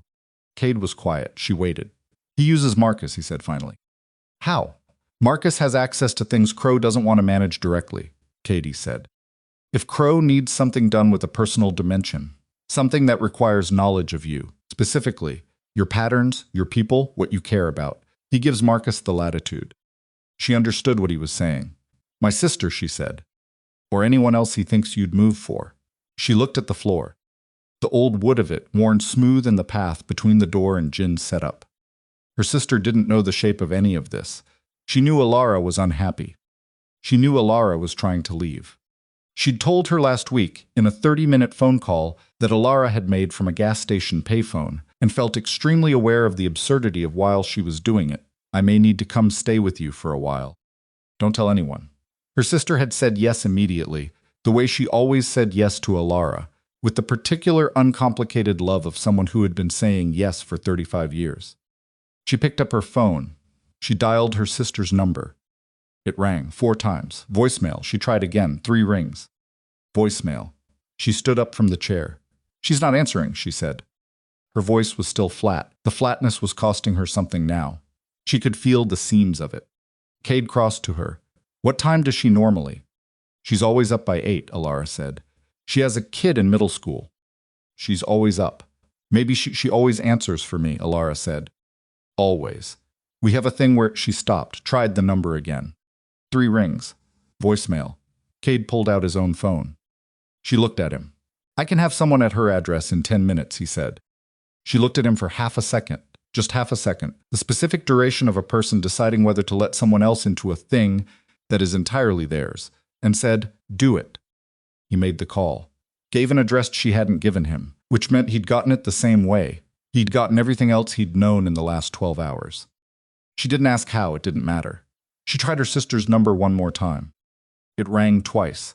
Then a different sound, the sound of an answered call, a fumbled pickup, the particular acoustic of a phone being held by someone who didn't know how to hold it. Then Marcus's voice. Hello, Elara, he said. The room went cold. She could hear her own breathing. Where is she? Elara said. She's fine, Marcus said. She's right here. We're having coffee, actually. She makes good coffee. I didn't know that about her. You never talked about her much. Elara's hand was tight on the phone. Kade was watching her face. He'd read it, she could see him reading it, and his own face had gone entirely still in the way it went, when something was wrong, and he was processing how wrong. Put her on, Elara said. A brief sound of movement. Then her sister's voice, careful, controlled, but Elara had known that voice for 35 years, and she knew the specific quality of careful that meant there was someone listening. I'm okay, her sister said. He just showed up. He said he wanted to. Marcus came back on. She's fine, he said again, pleasantly. I just wanted to make sure you knew where she was. Since you've been hard to reach this morning. A pause. Elara, come home, we'll talk. Just us. Nobody else needs to be part of this. She was looking at Kade. Kade's face was stone. If you touch her, Elara said. Her voice was entirely level. She didn't recognize it as her own. I haven't touched anyone, Marcus said. Smooth. Reasonable. The voice he used when he was being very unreasonable. I'm asking you to come home. That's all. Come home, we'll talk, and then whatever you decide. A brief pause, perfectly calibrated. Whatever you decide, I'll accept it. She knew that was a lie. She had known everything he'd ever told her, eventually, to be some version of a lie. But this one was different because it came with her sister's voice behind it. Give me 2 hours, she said. 1, Marcus said. 2, she said. Or I call the police right now. And what? You've done going to her house, letting yourself in. I was invited, he said cheerfully.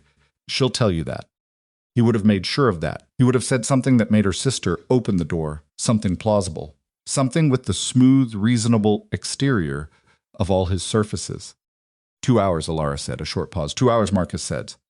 But Elara, his voice dropped just slightly. Come alone. You know I can tell when you're with someone. You know I always can. He hung up. She lowered the phone. The room was very quiet. Jin was still working. The machines were still humming. Outside, the dry cleaners was still running its ordinary morning business. He's at my sister's house, she said. I heard, Kade said. She let him in, Elara said. He would have had a reason. Something she'd believe. Is she in danger? Not immediately, Elara said. Marcus doesn't do things clumsily. He's there because he thinks the presence of her changes my decisions. He's not wrong. She stopped, breathed. He's not wrong. 2 hours, Kade said. Jin finishes in 90 minutes. And if we have the processed file in 90 minutes? We take it to the federal contact, Kade said directly. No delay. My people are at her address in 7 minutes, Kade said. They won't go in, they'll watch. If anything changes. He has people of his own, Elara said. Crowe. Crowe gave Marcus Crowe's people because Crowe is managing this now. Which means there may be people at my sister's that Marcus didn't bring. Kade looked at his phone, made another call, spoke fast and low. He turned back to her. 3 of my people will be there in 6 minutes, he said. They'll watch from 2 positions. If anything moves, Kade. She said his name. Just stopped. What happens, she said, when Crowe finds out that the federal contact exists? When he realizes we're not playing his timeline. Kade held her gaze. He moves, Kade said, everything all at once. And Marcus? Marcus does what Crowe tells him. She looked at the floor again. The worn path. 11 months, 3 transfers, 1 flash drive. A cipher she'd found in a desk and copied in 5 minutes while the shower was running. Her sister making coffee in her own kitchen on a Wednesday morning with Marcus Rook sitting across from her. Then we have to move before Crowe does, she said. Yes, Kade said. And to do that, she said, I need to know who the leak is in your organization. Because if Crowe finds out, we're going to the federal contact through whoever is feeding him. Everything we're building in the next 90 minutes becomes worthless before we can use it. Kade went still. Not the controlled stillness of someone processing. The specific stillness of someone who has just understood something they didn't see coming. He pulled out his phone, looked at the screen, looked at it for a long moment. Then he held it out to her. It was a message from one of his 2 candidates. She could tell by the particular way he was holding the phone, like it was a thing that had changed weight. The message said, Crowe's man is here. Says you know where to find the woman. He says you have until noon. She read it. She read it again. She looked at Kade. That's your candidate, she said. That's your inside person. Yes, Kade said, and his voice had something in it she hadn't heard before. Not anger, not surprise. Something harder than both. And he doesn't know you can see that message, she said. He thinks he's using a channel I don't monitor, Casey said. He's been using it for 4 months. I've been reading it for 3. She stared at him. You've known for 3 months, she said. I've suspected, he said. I've been building confirmation. You were waiting for him to show you something big enough, she said. Something you could use, yes. She looked at the message on his phone. He says you know where to find the woman. The woman.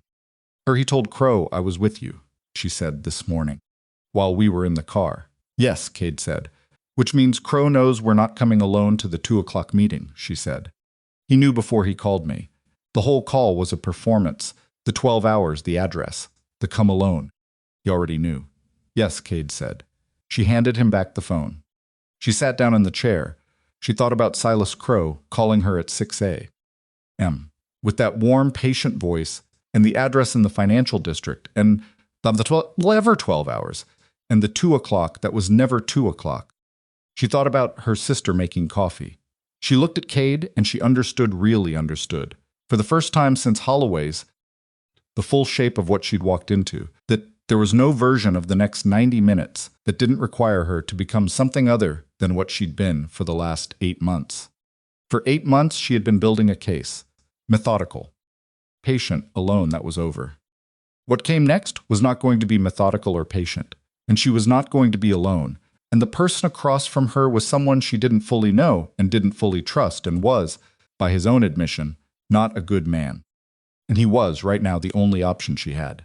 Tell me about your inside person, she said. Everything. His name was Ray Cho. Kade said it without preamble, without build-up. The way you say the name of something that has been causing damage for long enough that the name itself has become a kind of wound. Ray Cho, Elara repeated. He runs logistics for my Eastern operations, Kade said.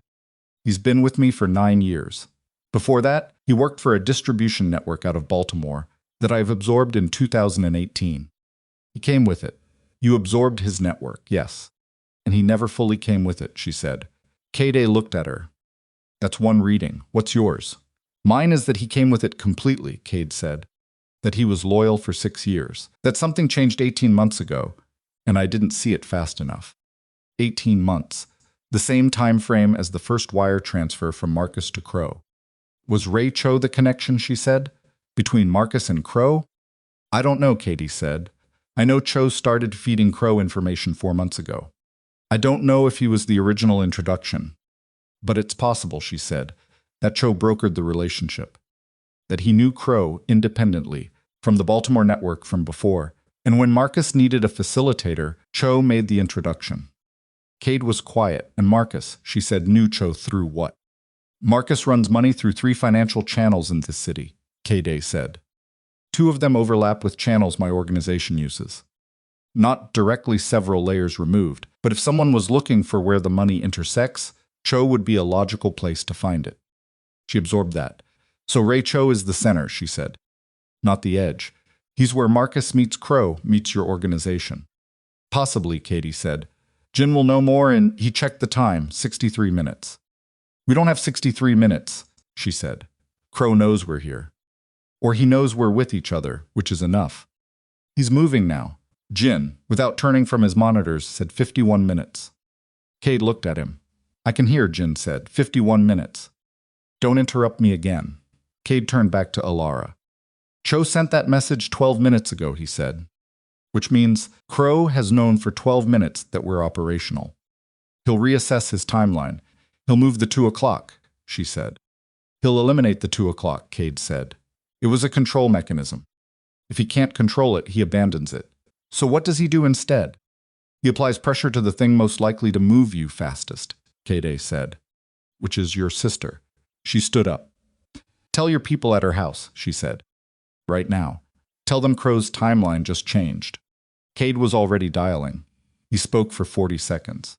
She listened to his side of it clipped instructions, a name she didn't catch, a specific directive about the back entrance of the house. He ended the call. They're watching, he said. Nothing has moved yet. Yet, she said. Yet, he confirmed. She looked at Jin's setup. The monitors, the machines, the data being processed at a speed she couldn't fully comprehend. 51 minutes. Ray Cho, she said. Where is he right now? His last check-in was this morning at 7, Kade said. He's supposed to be managing a handoff in the South Warehouse. Is he? Kade picked up his phone, sent a text. Waited. 20 seconds. 30, the response came. He looked at it. His face did the thing again. The compression, the fast processing, the stillness that was not calm. No, he said. Where is he? He left the warehouse at 7:40, Kade said. Nobody's seen him since. She thought about 7:40. 10 minutes before Crowe's men went to Carver Street. 5 minutes before the text about the hard drive. He's running Crowe's operation, she said, on the ground. He's not feeding information anymore. He's coordinating. Yes, Kade said. Which means he knows exactly where things are, she said. He knows about Jin. Kade went very still. She watched him go still, and she understood what it meant, and she said quietly, how many people know about this location? 3, he said. Me, Jin, and the 2 people currently in different cities. He stopped. And Cho. Cho knows about Jin. Cho knows about the building, Kade said. He doesn't know the specific floor or the access point. I never told him. But he knows the dry cleaner, she said. A beat.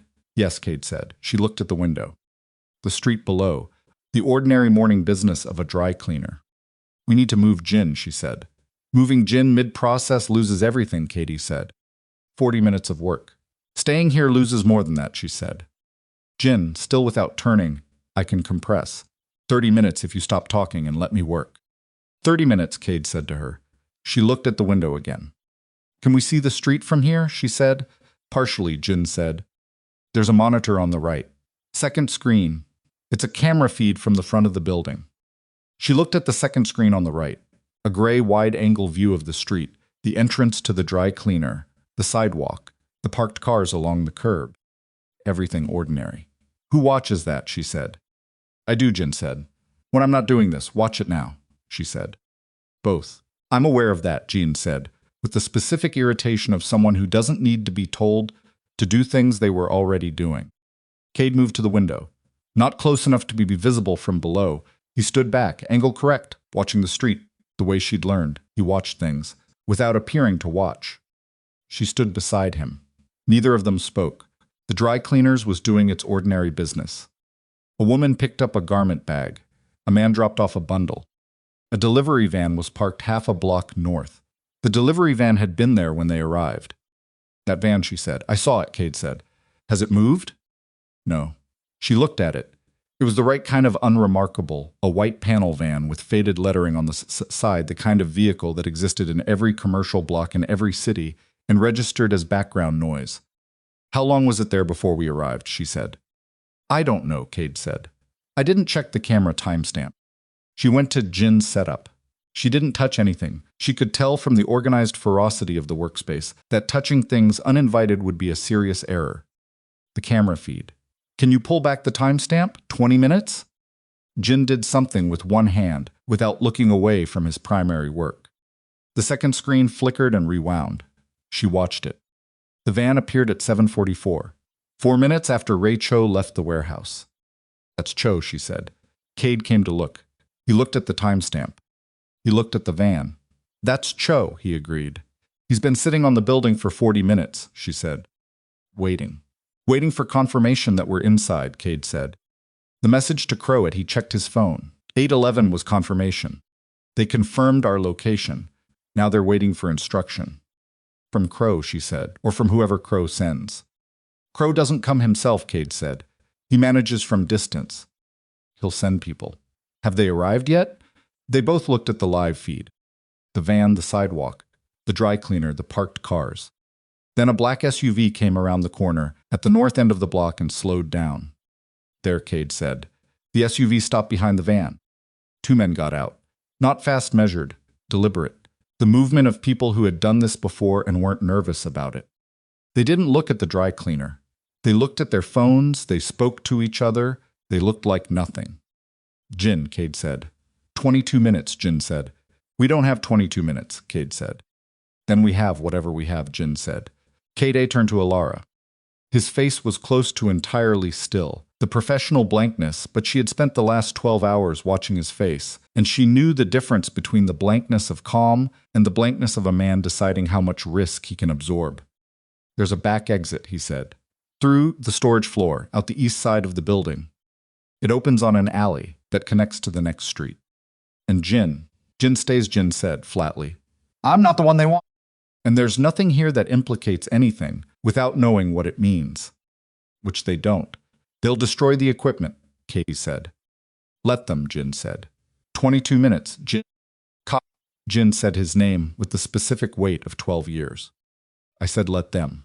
19 minutes if you get out of the room right now and take her with you. Kade looked at him for a moment. There's a copy protocol, Jin said. It runs automatically when the primary process completes. You know where the output goes. I know, Kade said. Then go, Jin said, and don't come back through the front.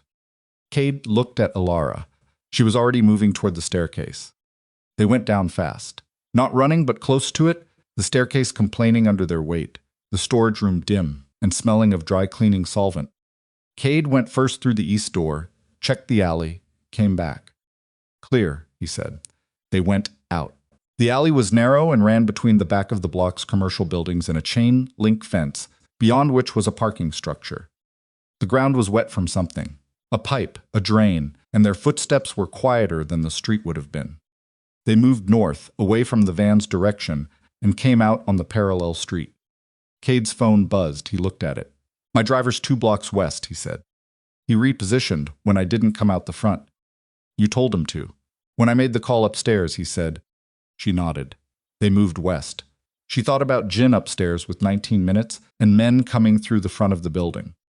She thought about the copy protocol and wherever the output went. She thought about her sister's kitchen, her phone. She looked at it. No new calls from Marcus. No calls from her sister's number. No news was not the same as good news. The federal contact, she said while they walked. How do we reach them without going through a channel Cho can monitor? I have a number, Kade said. It's not a channel Cho knows exists. How do you know? Because I've never used it through any system Cho has access to, Kade said. It's a direct line. I've had it for 3 years and I've never used it.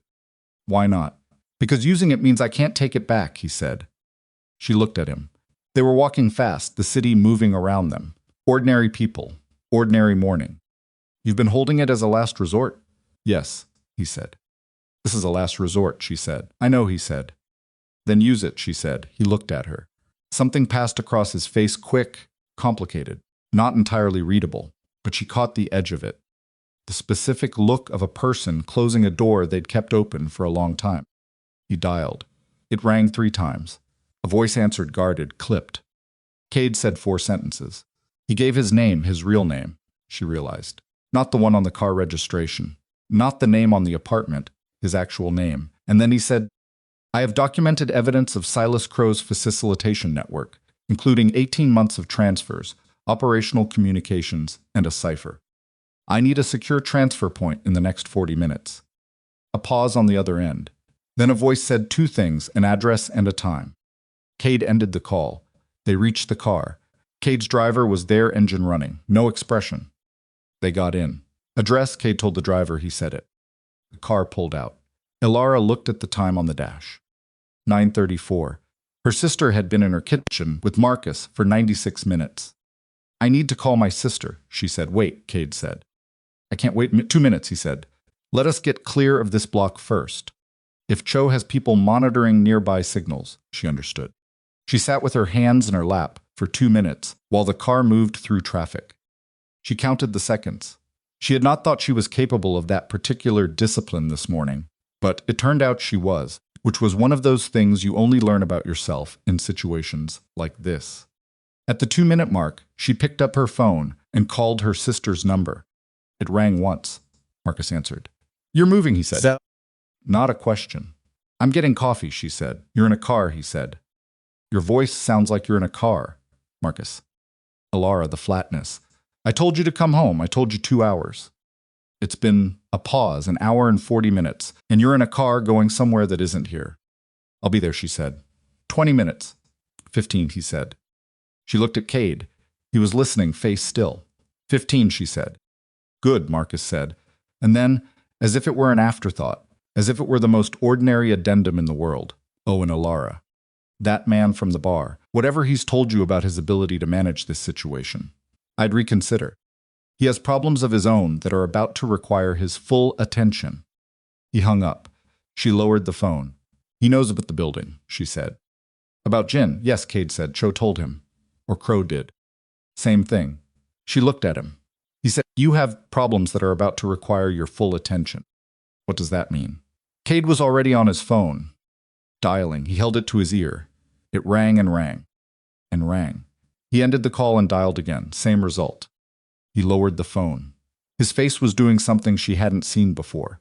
The stillness was cracking, just at the edges, a hairline fracture in the controlled surface. Who were you calling? She said. One of my people at your sister's house, he said. You're not answering. No, he said. She felt the cold again. The same cold as the hotel lobby, as the moment she heard her sister's careful voice on the phone, as the moment she read the message about the hard drive. The cold of something that had shifted weight without warning. Driver, Kade said. Change of address. He gave her sister's address. No, Elara said. Kade looked at her. No, she said again. We go to the federal contact. We deliver the flash drive. That's what ends this. Marcus won't touch her, Elara said. Not physically. She's not leverage if she's damaged.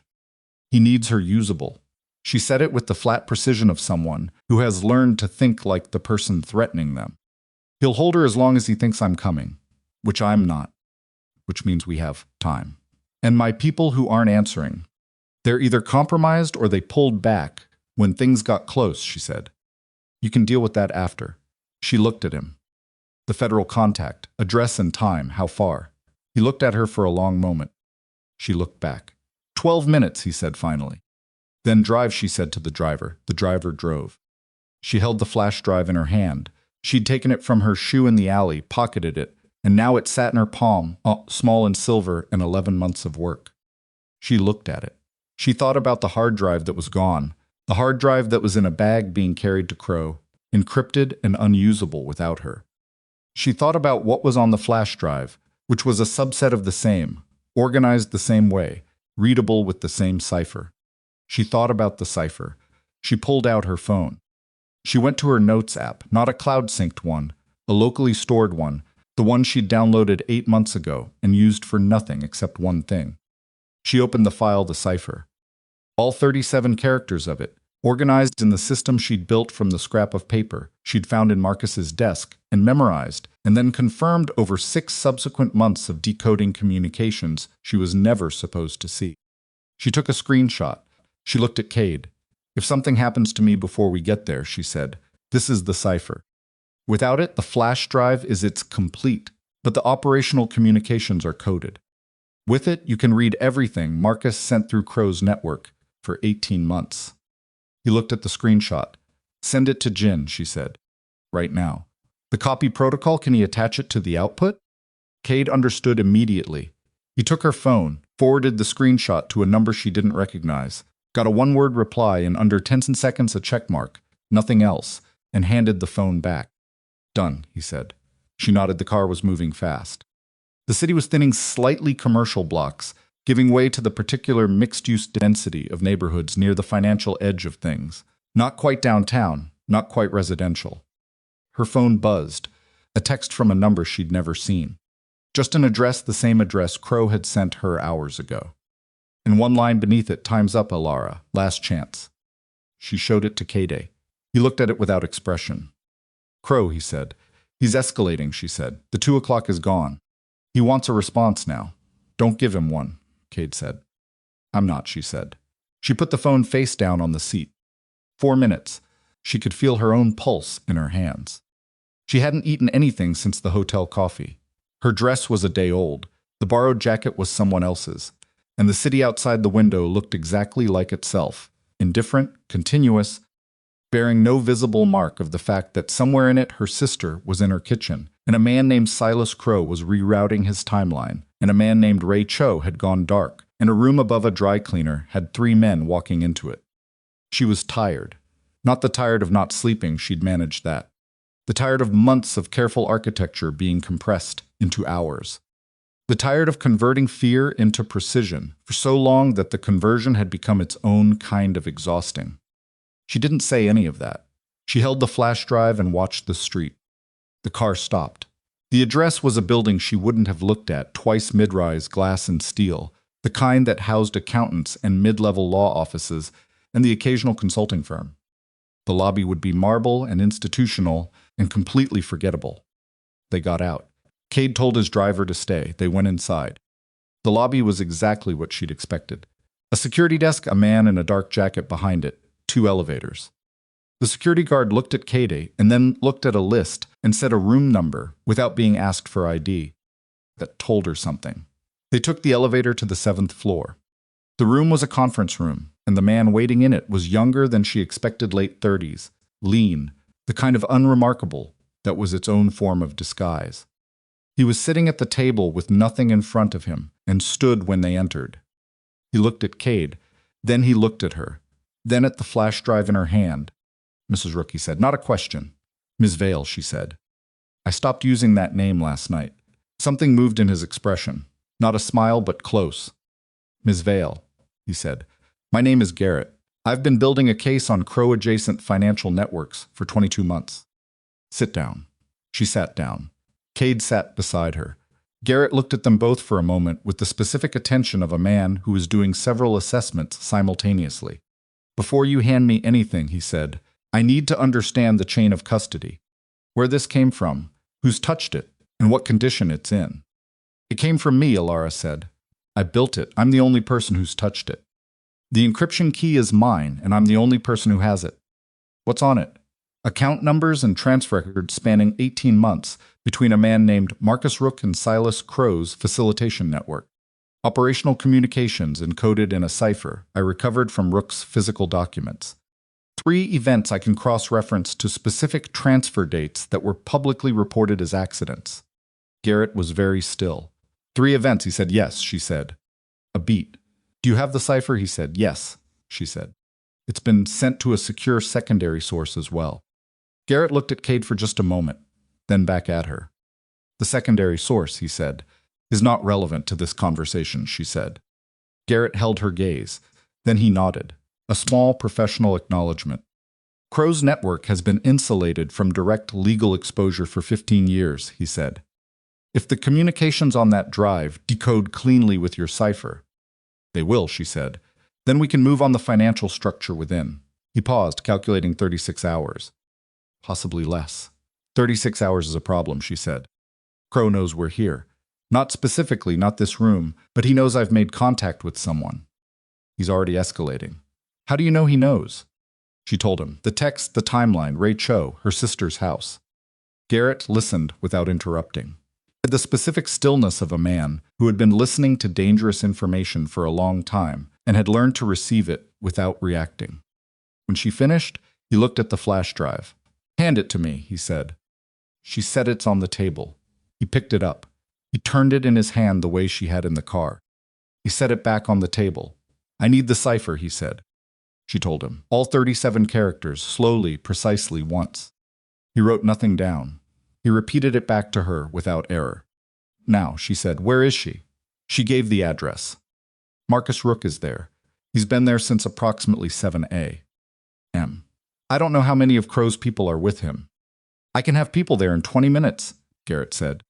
They'll establish a perimeter. If Rook is present and we can confirm Crowe has directed his actions today, that's enough to move on Rook independently and immediately, without waiting for the 36 hours. She looked at him. You can arrest Marcus today, she said. If Crowe has been directing him, Garrett said. And you can support that with the communications on this drive, yes. Today, she thought about Marcus on the phone. Come home.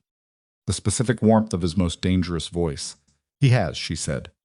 There are 3 communications in the last 48 hours that will show Crowe directing Rook's movements. Including this morning. Garrett stood up. He moved to the door, opened it, spoke to someone outside. She couldn't see who, and came back to the table. He said, your sister. She nodded. Kade had been quiet. She was aware of him beside her, had been the whole time, the specific quality of his presence, the way he'd said nothing through the entire exchange, because he'd understood she didn't need his help in the room. She needed him to be there without filling the space. She looked at him now. He looked back. Your organization, she said quietly. Garrett knows who you are, yes, Kade said. What happens with that? We've had an understanding for 3 years, Kade said. That's what the number was. That's what a last resort means. She thought about that, the understanding. The 3 years of a number unused. The door he'd closed in the car. What does the understanding cost you, she said. He held her gaze. Things I was going to lose anyway, he said. If Crowe's inside person kept running.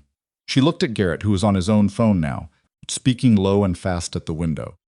She looked at her hands. The flash drive was gone from them, and she felt the absence of it. The specific lightness of 11 months no longer physically present.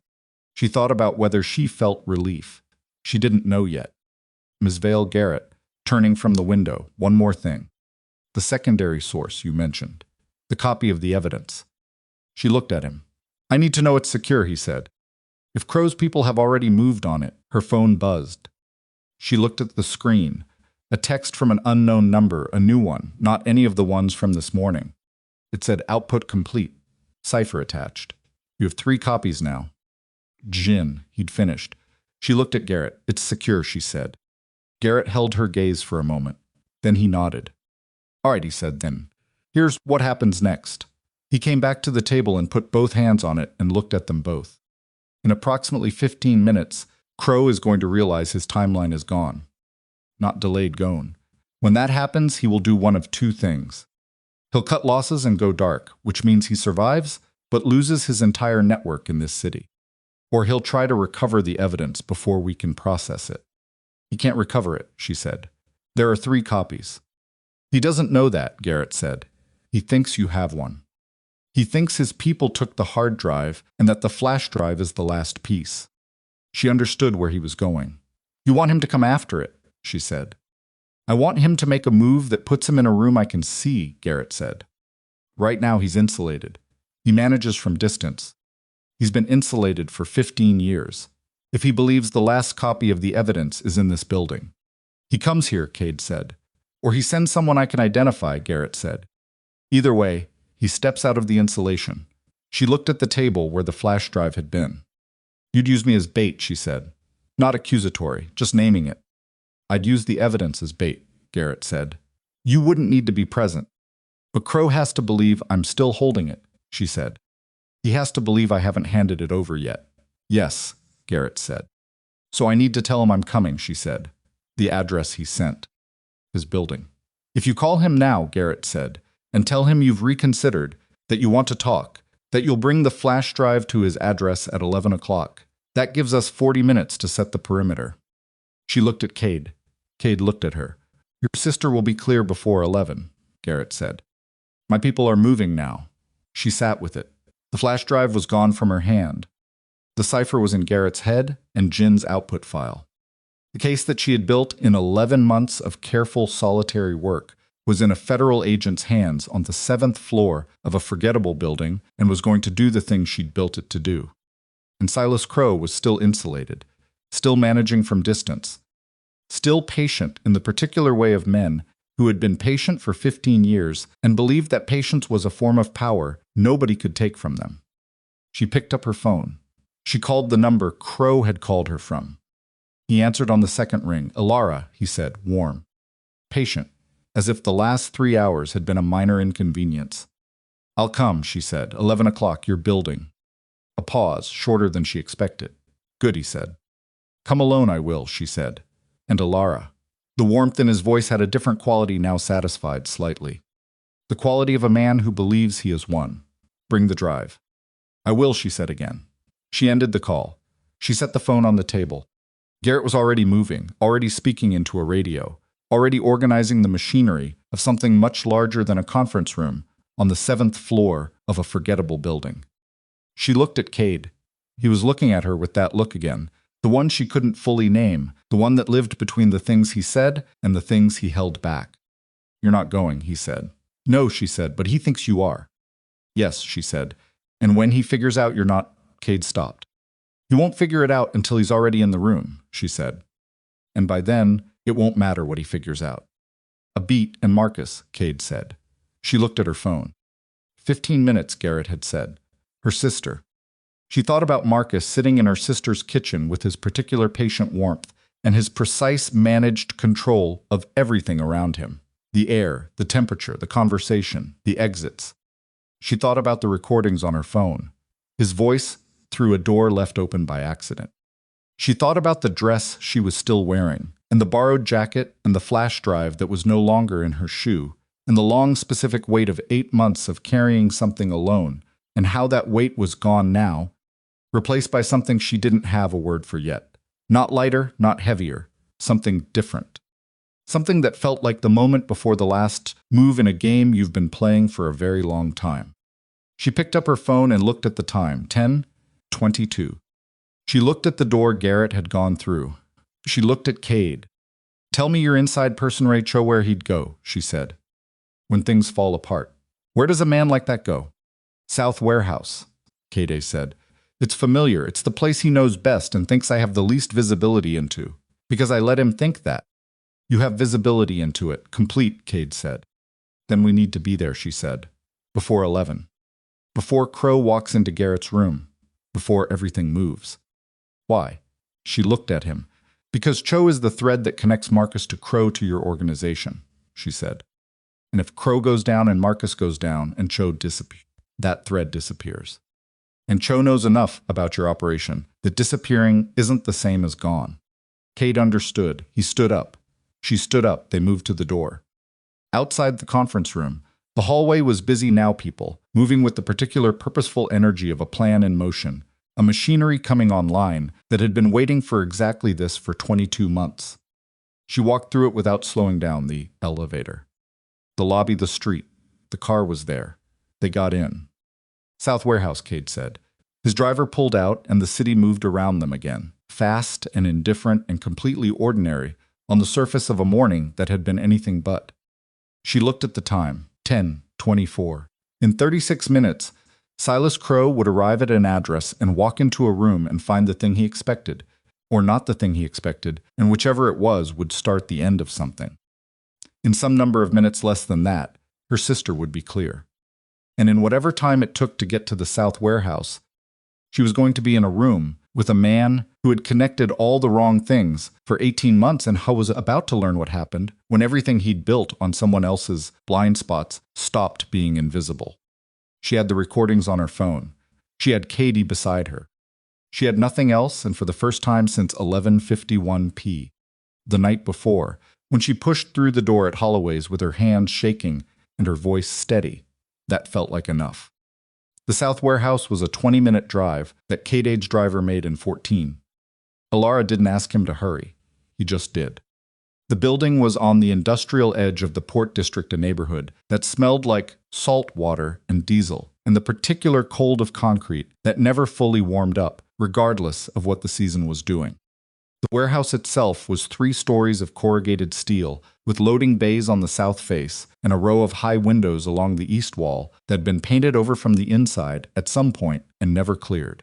From the street, it looked like what it nominally was, a distribution facility for a mid-sized logistics company that existed on paper with the correct licenses and the correct insurance and the correct employee records, all of which traced back through 4 legal layers to nothing you could hold. Kade's driver stopped a block north. "How many people does Cho have access to here?" Elara said. "On a normal day, 6, Kade said. "Today I don't know." "If Crowe sent people?" He stopped, pulled out his phone, checked a message that had come in while they were in the car. "3 of my people who are not compromised are already inside. They went in at 9 through the east entrance. Cho doesn't know they're there." "He'll know soon," she said. "Yes," Kade said, "when we walk in."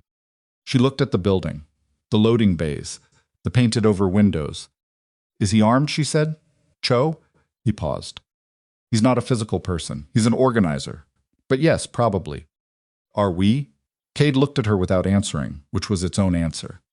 "All right," she said. She picked up her phone. No new calls from Marcus. No calls from her sister's number.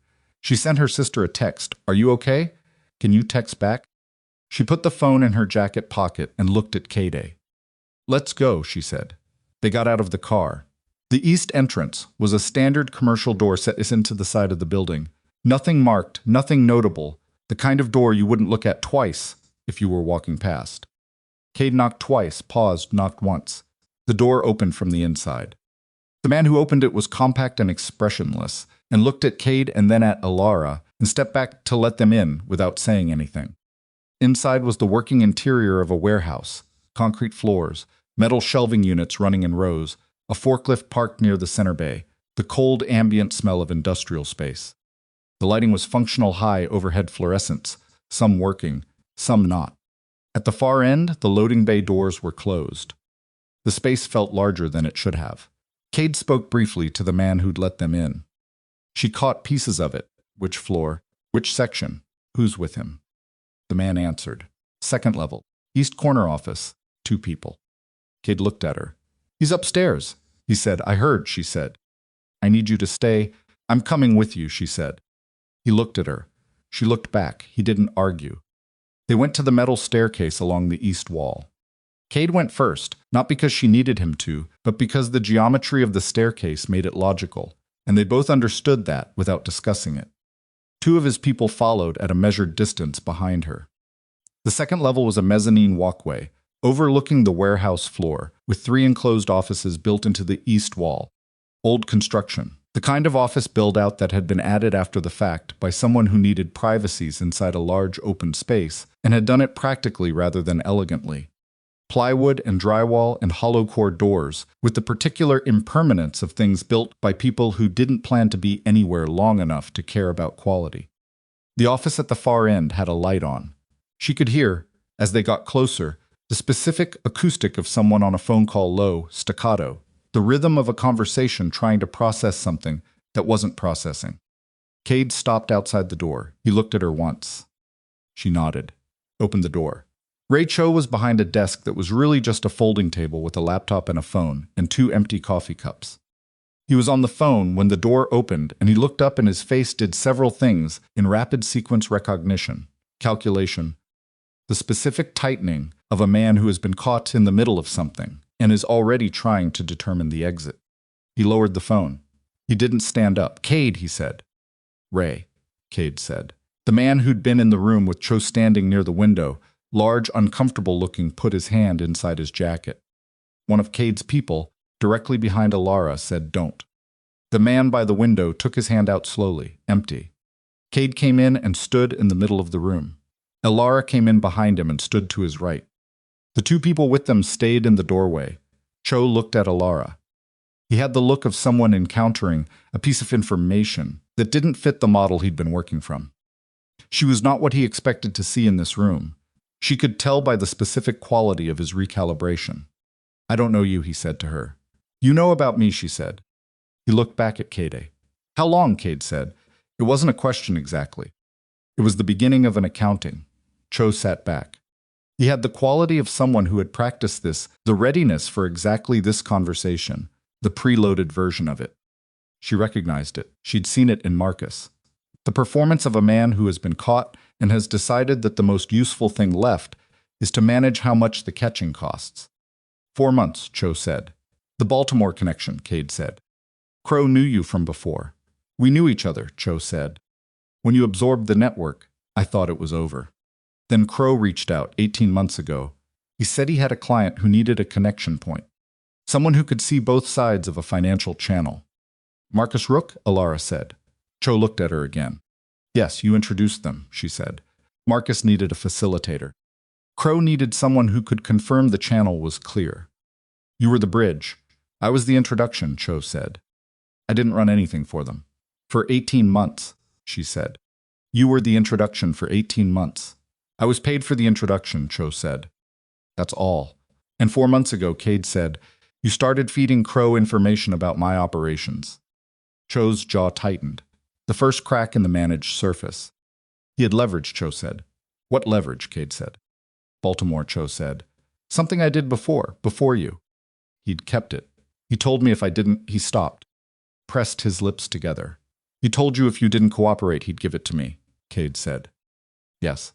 So instead of telling me, Kade said, you fed him my operation for 4 months. What was I supposed to?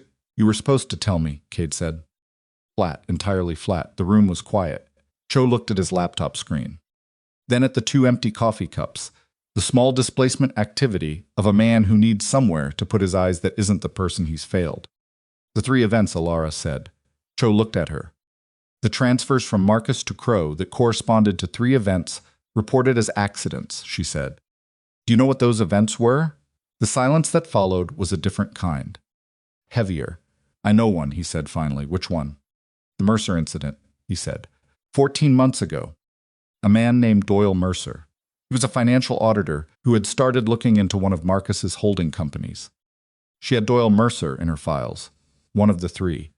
She'd found the connection between the transfer date and the news report of his car accident reign, a guardrail, an empty stretch of highway at 2A. And it had taken her 3 weeks to fully believe what she was looking at. Was it an accident, she said? Cho held her gaze. No, he said. Did you know at the time? I found out after, he said. After the introduction. And you said nothing, she said. No, he said. She looked at him for a long moment.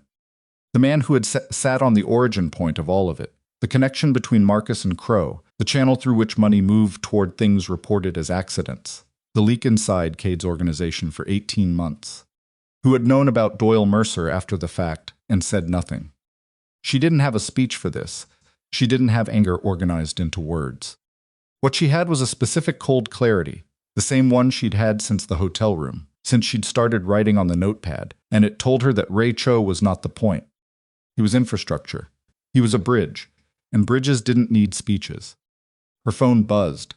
She pulled it out. A text from her sister's number. I'm okay. They're leaving. There are men outside, but they're not his. Garrett's people. Her sister was clear. She exhaled. One breath. Just one. Then she put the phone back in her pocket. Kade, she said, we need to go. He was still looking at Cho. Kade, she said again. He looked at her. It's done here, she said. Garrett has what he needs. If Cho talks to him directly, she looked at Cho, and if he tells them everything, including Baltimore, including Mercer, it's a different conversation than if he doesn't. Cho looked at her, then at Kade. She's right, Kade, he said. And the way he said it flat, resigned. The specific resignation of a man accepting the cost of a decision told her. It was costing him something she couldn't fully measure. If I cooperate, Cho said. You cooperate, Kade said, or I have a different conversation with you right now. Cho understood what that meant. She could see him understanding it. I'll cooperate, Cho said. Everything, Kade said. Including what you know about Crowe's network. Every name, every channel, every account. Everything, Cho said. Kade looked at his people in the doorway. Gave a brief instruction. They came in, and Cho stood up from behind the folding table, and the man by the window was dealt with quietly and efficiently in a way Elara didn't watch. She was already in the doorway. She was looking at the mezzanine walkway, the warehouse floor below, the corrugated steel of a building that would look exactly the same tomorrow as it did right now, regardless of what had just happened inside it. Kade came to stand beside her. "Crowe," she said. He checked his phone. Garrett sent a message 4 minutes ago. Crowe arrived at the building at 10:53. He's in custody, she absorbed that. Silas Crowe, 15 years of insulation. Walking into a room at 10:53 on a Wednesday morning because he believed he was the one with the leverage. "And Marcus," she said. "Detained at your sister's address at 10:41, Kade said. "Garrett's people moved when she texted you." She nodded. She stood on the mezzanine and looked at the warehouse floor and said nothing for a moment. "The 3 events," she said. "The accidents. Will Garrett be able to—" With Cho's testimony and what's on the flash drive, Kade said yes. That's what 22 months of building a case looks like. He had the shape of it. You gave him the substance. She thought about Doyle Mercer, a financial auditor. A man who had started looking into a holding company, which was a thing that financial auditors did, a thing that was ordinary and professional and should have been entirely safe. A car on a wet highway at 2 a.m.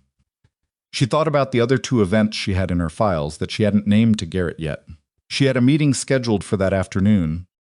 There was more to come from that conversation, and she thought about the specific weight of information that had cost people everything, and that she had carried for 11 months, and that was now in the hands of someone who could do something with it. She was very tired. Not the tired from not sleeping. The kind that came after my sister, she said. "I need to go to her." "I'll drive you," Kade said. "You don't have to, I'll drive you," he said. She looked at him. He was standing beside her on the mezzanine with his jacket on and his hands in his pockets, and his face doing the thing where it was not quite still, where something was moving under the controlled surface, and she thought about the bar. The dim yellow light. The way he'd said, "I was sitting in a bar, and you came through the door, looking like someone trying not to look afraid." The way that had been, as far as she could tell, the straightest sentence he'd said to her. "All right," she said. They went down the stairs and out the east door and into the cold salt diesel air of the Port District, and the city was still doing its ordinary morning business, and the sun was actually visible now, thin and winter pale, doing approximately nothing about the cold. His driver was there. They got in. Her sister's house was a 30-minute drive in normal traffic. They made it in 32, because normal was what the traffic was now. The morning rush gone, the city settled into its midday rhythm. Elara texted her sister once more from the car. "I'm coming." 20 minutes. Her sister replied immediately this time. "I'm making tea." "Get here," she smiled. Just briefly. Just a small and involuntary thing. She looked out the window so Kade wouldn't see it, and then she thought that was a strange instinct, and she let it be what it was. "Your organization," she said. "What happens to it?" Kade was quiet for a moment. "Parts of it have to go," he said. Cho knew too much about certain channels. "Those channels are burned." "The Eastern operations," he paused. "I've been building toward something different for a while." Cho being Cho accelerated the timeline. "What kind of different?" she said. He looked at the window. She could see the side of his face, the jaw, the controlled stillness. "The kind that doesn't require someone like Garrett as a last resort," he said. She let that sit. "That's not a small thing," she said. "No," he said. "You've been running this since you were, what? 23, 24, he said, effectively. 15 years, she said. "Yes. And the understanding with Garrett," she said. "That's what it costs." Using the number. He looked at her. "The number was always going to get used eventually," he said. "I just didn't know what for." She thought about that.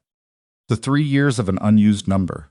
The door he'd closed in the car on the way to Garrett's building. The specific quality of a decision made and not looked back on. "You're not going to tell me what the understanding costs specifically," she said. "No," he said. "Because it's not relevant to me." "Because it's mine," he said. She nodded. That was a fair answer. The car turned into the residential neighborhood where her sister lived, the particular quiet of a street with older houses and established trees and the modest signs of lives being lived. Basketball hoop in a driveway. A recycling bin not yet brought in. A yellow cat sitting on a porch railing in the winter sun. Her sister's house was the 4th from the corner. Cream-colored siding. A porch that actually got used, unlike the one on Carver Street.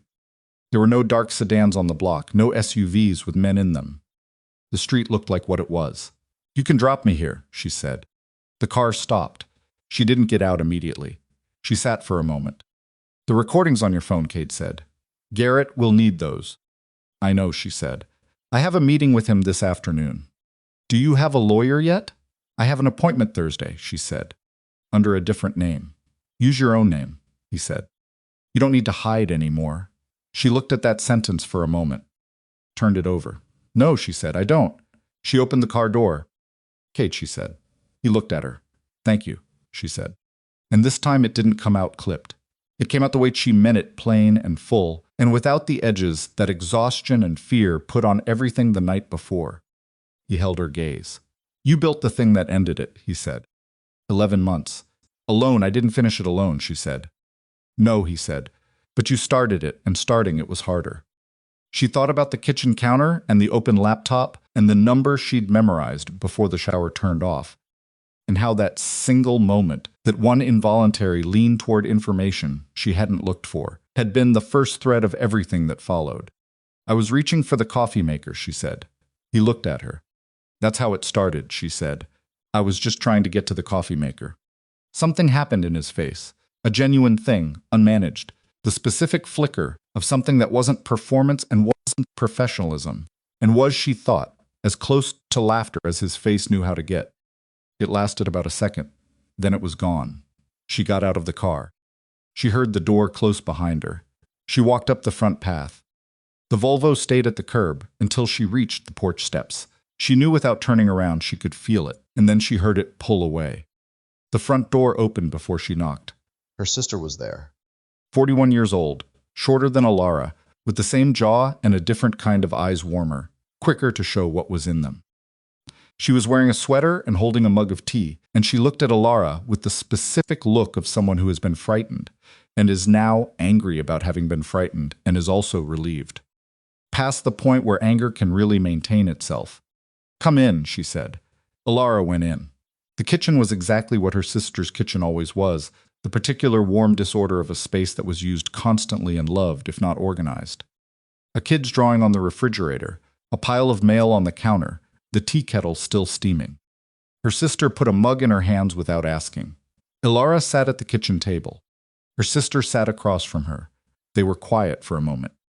The kind of quiet that was full, rather than empty-packed, with things that would get said eventually and didn't need to be said right now.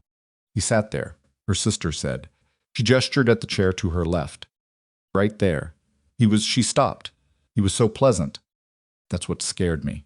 He was so pleasant, I know, Elara said. He talked about you like, her sister pressed lips together. Like he was worried about you. Like the whole thing was about him being worried. He believed it, Elara said. That's the thing about him. He believed every version of himself. Her sister looked at her. Are you safe now? Actually safe? Yes, Elara said. He's been detained, Elara said, by federal agents. I'll know more this afternoon. Her sister absorbed that. She wrapped both hands around her mug. Federal, she said. It's bigger than Marcus, Elara said. I'll explain all of it. I'll tell you everything. I just need... She stopped. I need to sit here for a minute first. Sit, her sister said. Simply Elara sat. The kitchen was warm. The tea was too hot to drink yet. Outside the window, the yellow cat from the porch railing of the house across the street had moved somewhere. A kid on a bicycle was passing slowly. Going nowhere in particular the way kids on bicycles do on weekday mornings when they should be in school. She thought about the apartment on Carver Street, the filing cabinet, the open laptop on the kitchen counter 14 months ago, the shower running. She thought about the notepad in room 14 with angular handwriting in the left column. She thought about Holloway's and the dim yellow light and the bell above the door. She thought about Doyle Mercer. She was going to think about Doyle Mercer for a long time. That was the part that didn't resolve cleanly, the part where the evidence she'd built had the weight of a person in it. A person who had been doing an ordinary professional thing and had been removed from the world for it, and whose removal she had documented, and now given to someone with the authority to name it for what it was. That wasn't closure. It was something more uncomfortable than closure. It was the particular weight of being the person who looked, when looking was dangerous, and she had looked, and she was going to carry the specific knowledge of what she'd found for the rest of her life. She picked up her mug. The tea had cooled enough. She drank it. The man who drove you here, her sister said. Elara looked at her. I saw the car from the window, her sister said. You sat in it for a minute before you came up. Yes, Elara said. Who is he? Elara thought about how to answer that. She thought about the bar and the alley door and the back hallway with the coat rack and the Volvo outside the hotel at 4A. M and the conference room on the 7th floor, and a man saying his real name into a phone for the first time in 3 years. She thought about, I'm not a good person delivered as information. She thought about its mindset about a cost he wouldn't name. Complicated, she said. Her sister looked at her for a moment, with the look of a woman who had known her for 35 years and understood when further questions would be answered and when they wouldn't. All right, her sister said. They drank their tea. The meeting with Garrett that afternoon lasted 3 hours. She gave him the recordings.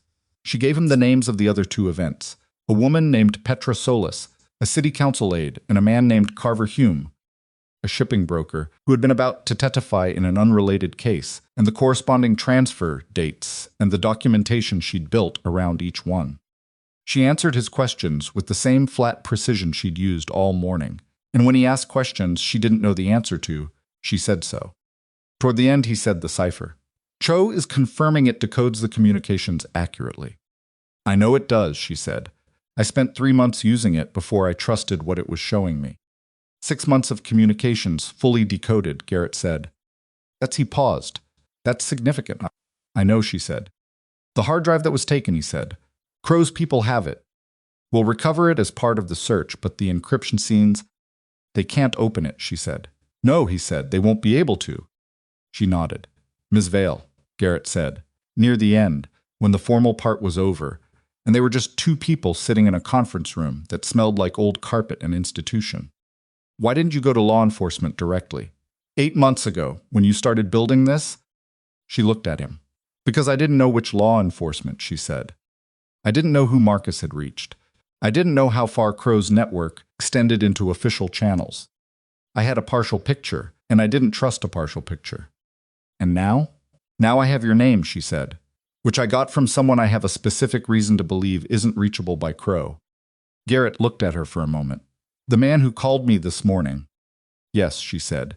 He said nothing further about that. She left the building at 4:17 p.m. The sun was already going. Winter did that took the light early, without ceremony, the way certain things ended. She stood on the sidewalk outside the building for a moment. She pulled out her phone. She thought about calling Kade.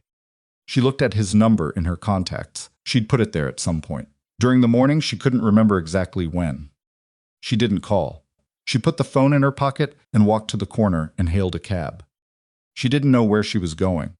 She had her sister's house, and she had a lawyer appointment Thursday, under her own name now, and she had a cream-colored dress and a borrowed jacket and the specific lightness of something enormous having been set down. She told the cab driver to take her to the waterfront. She sat in the back of the cab and watched the city go past, and she thought about the last 24 hours with the particular attention of someone trying to understand the shape of something before it became memory, and the shape changed.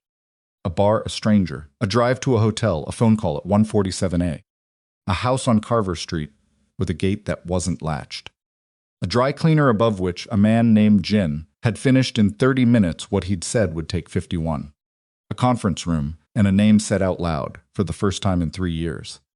A warehouse on the port with a folding table and a man who had been a bridge for 18 months and would now be a testimony. Her sister's kitchen, tea cooling in a mug. The cab stopped at the waterfront. She paid. She got out. She walked to the railing at the edge of the water. The bay was gray and cold and working cargo ships on the horizon, a tugboat moving slowly near the near dock, the particular impersonal industry of a port city going about the business of existing. Seagulls doing what seagulls do.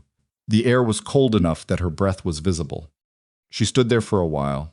She thought about the version of herself that had walked into Holloway's at 11:51 p.m. the night before. The cream dress, the low heels, the gold earrings, the hands that were steady because she'd practiced them being steady. The woman who had said, "I want a divorce," and then walked out a back door in someone else's jacket and started running the kind of arithmetic that doesn't stop until it's finished. She didn't feel like that woman anymore.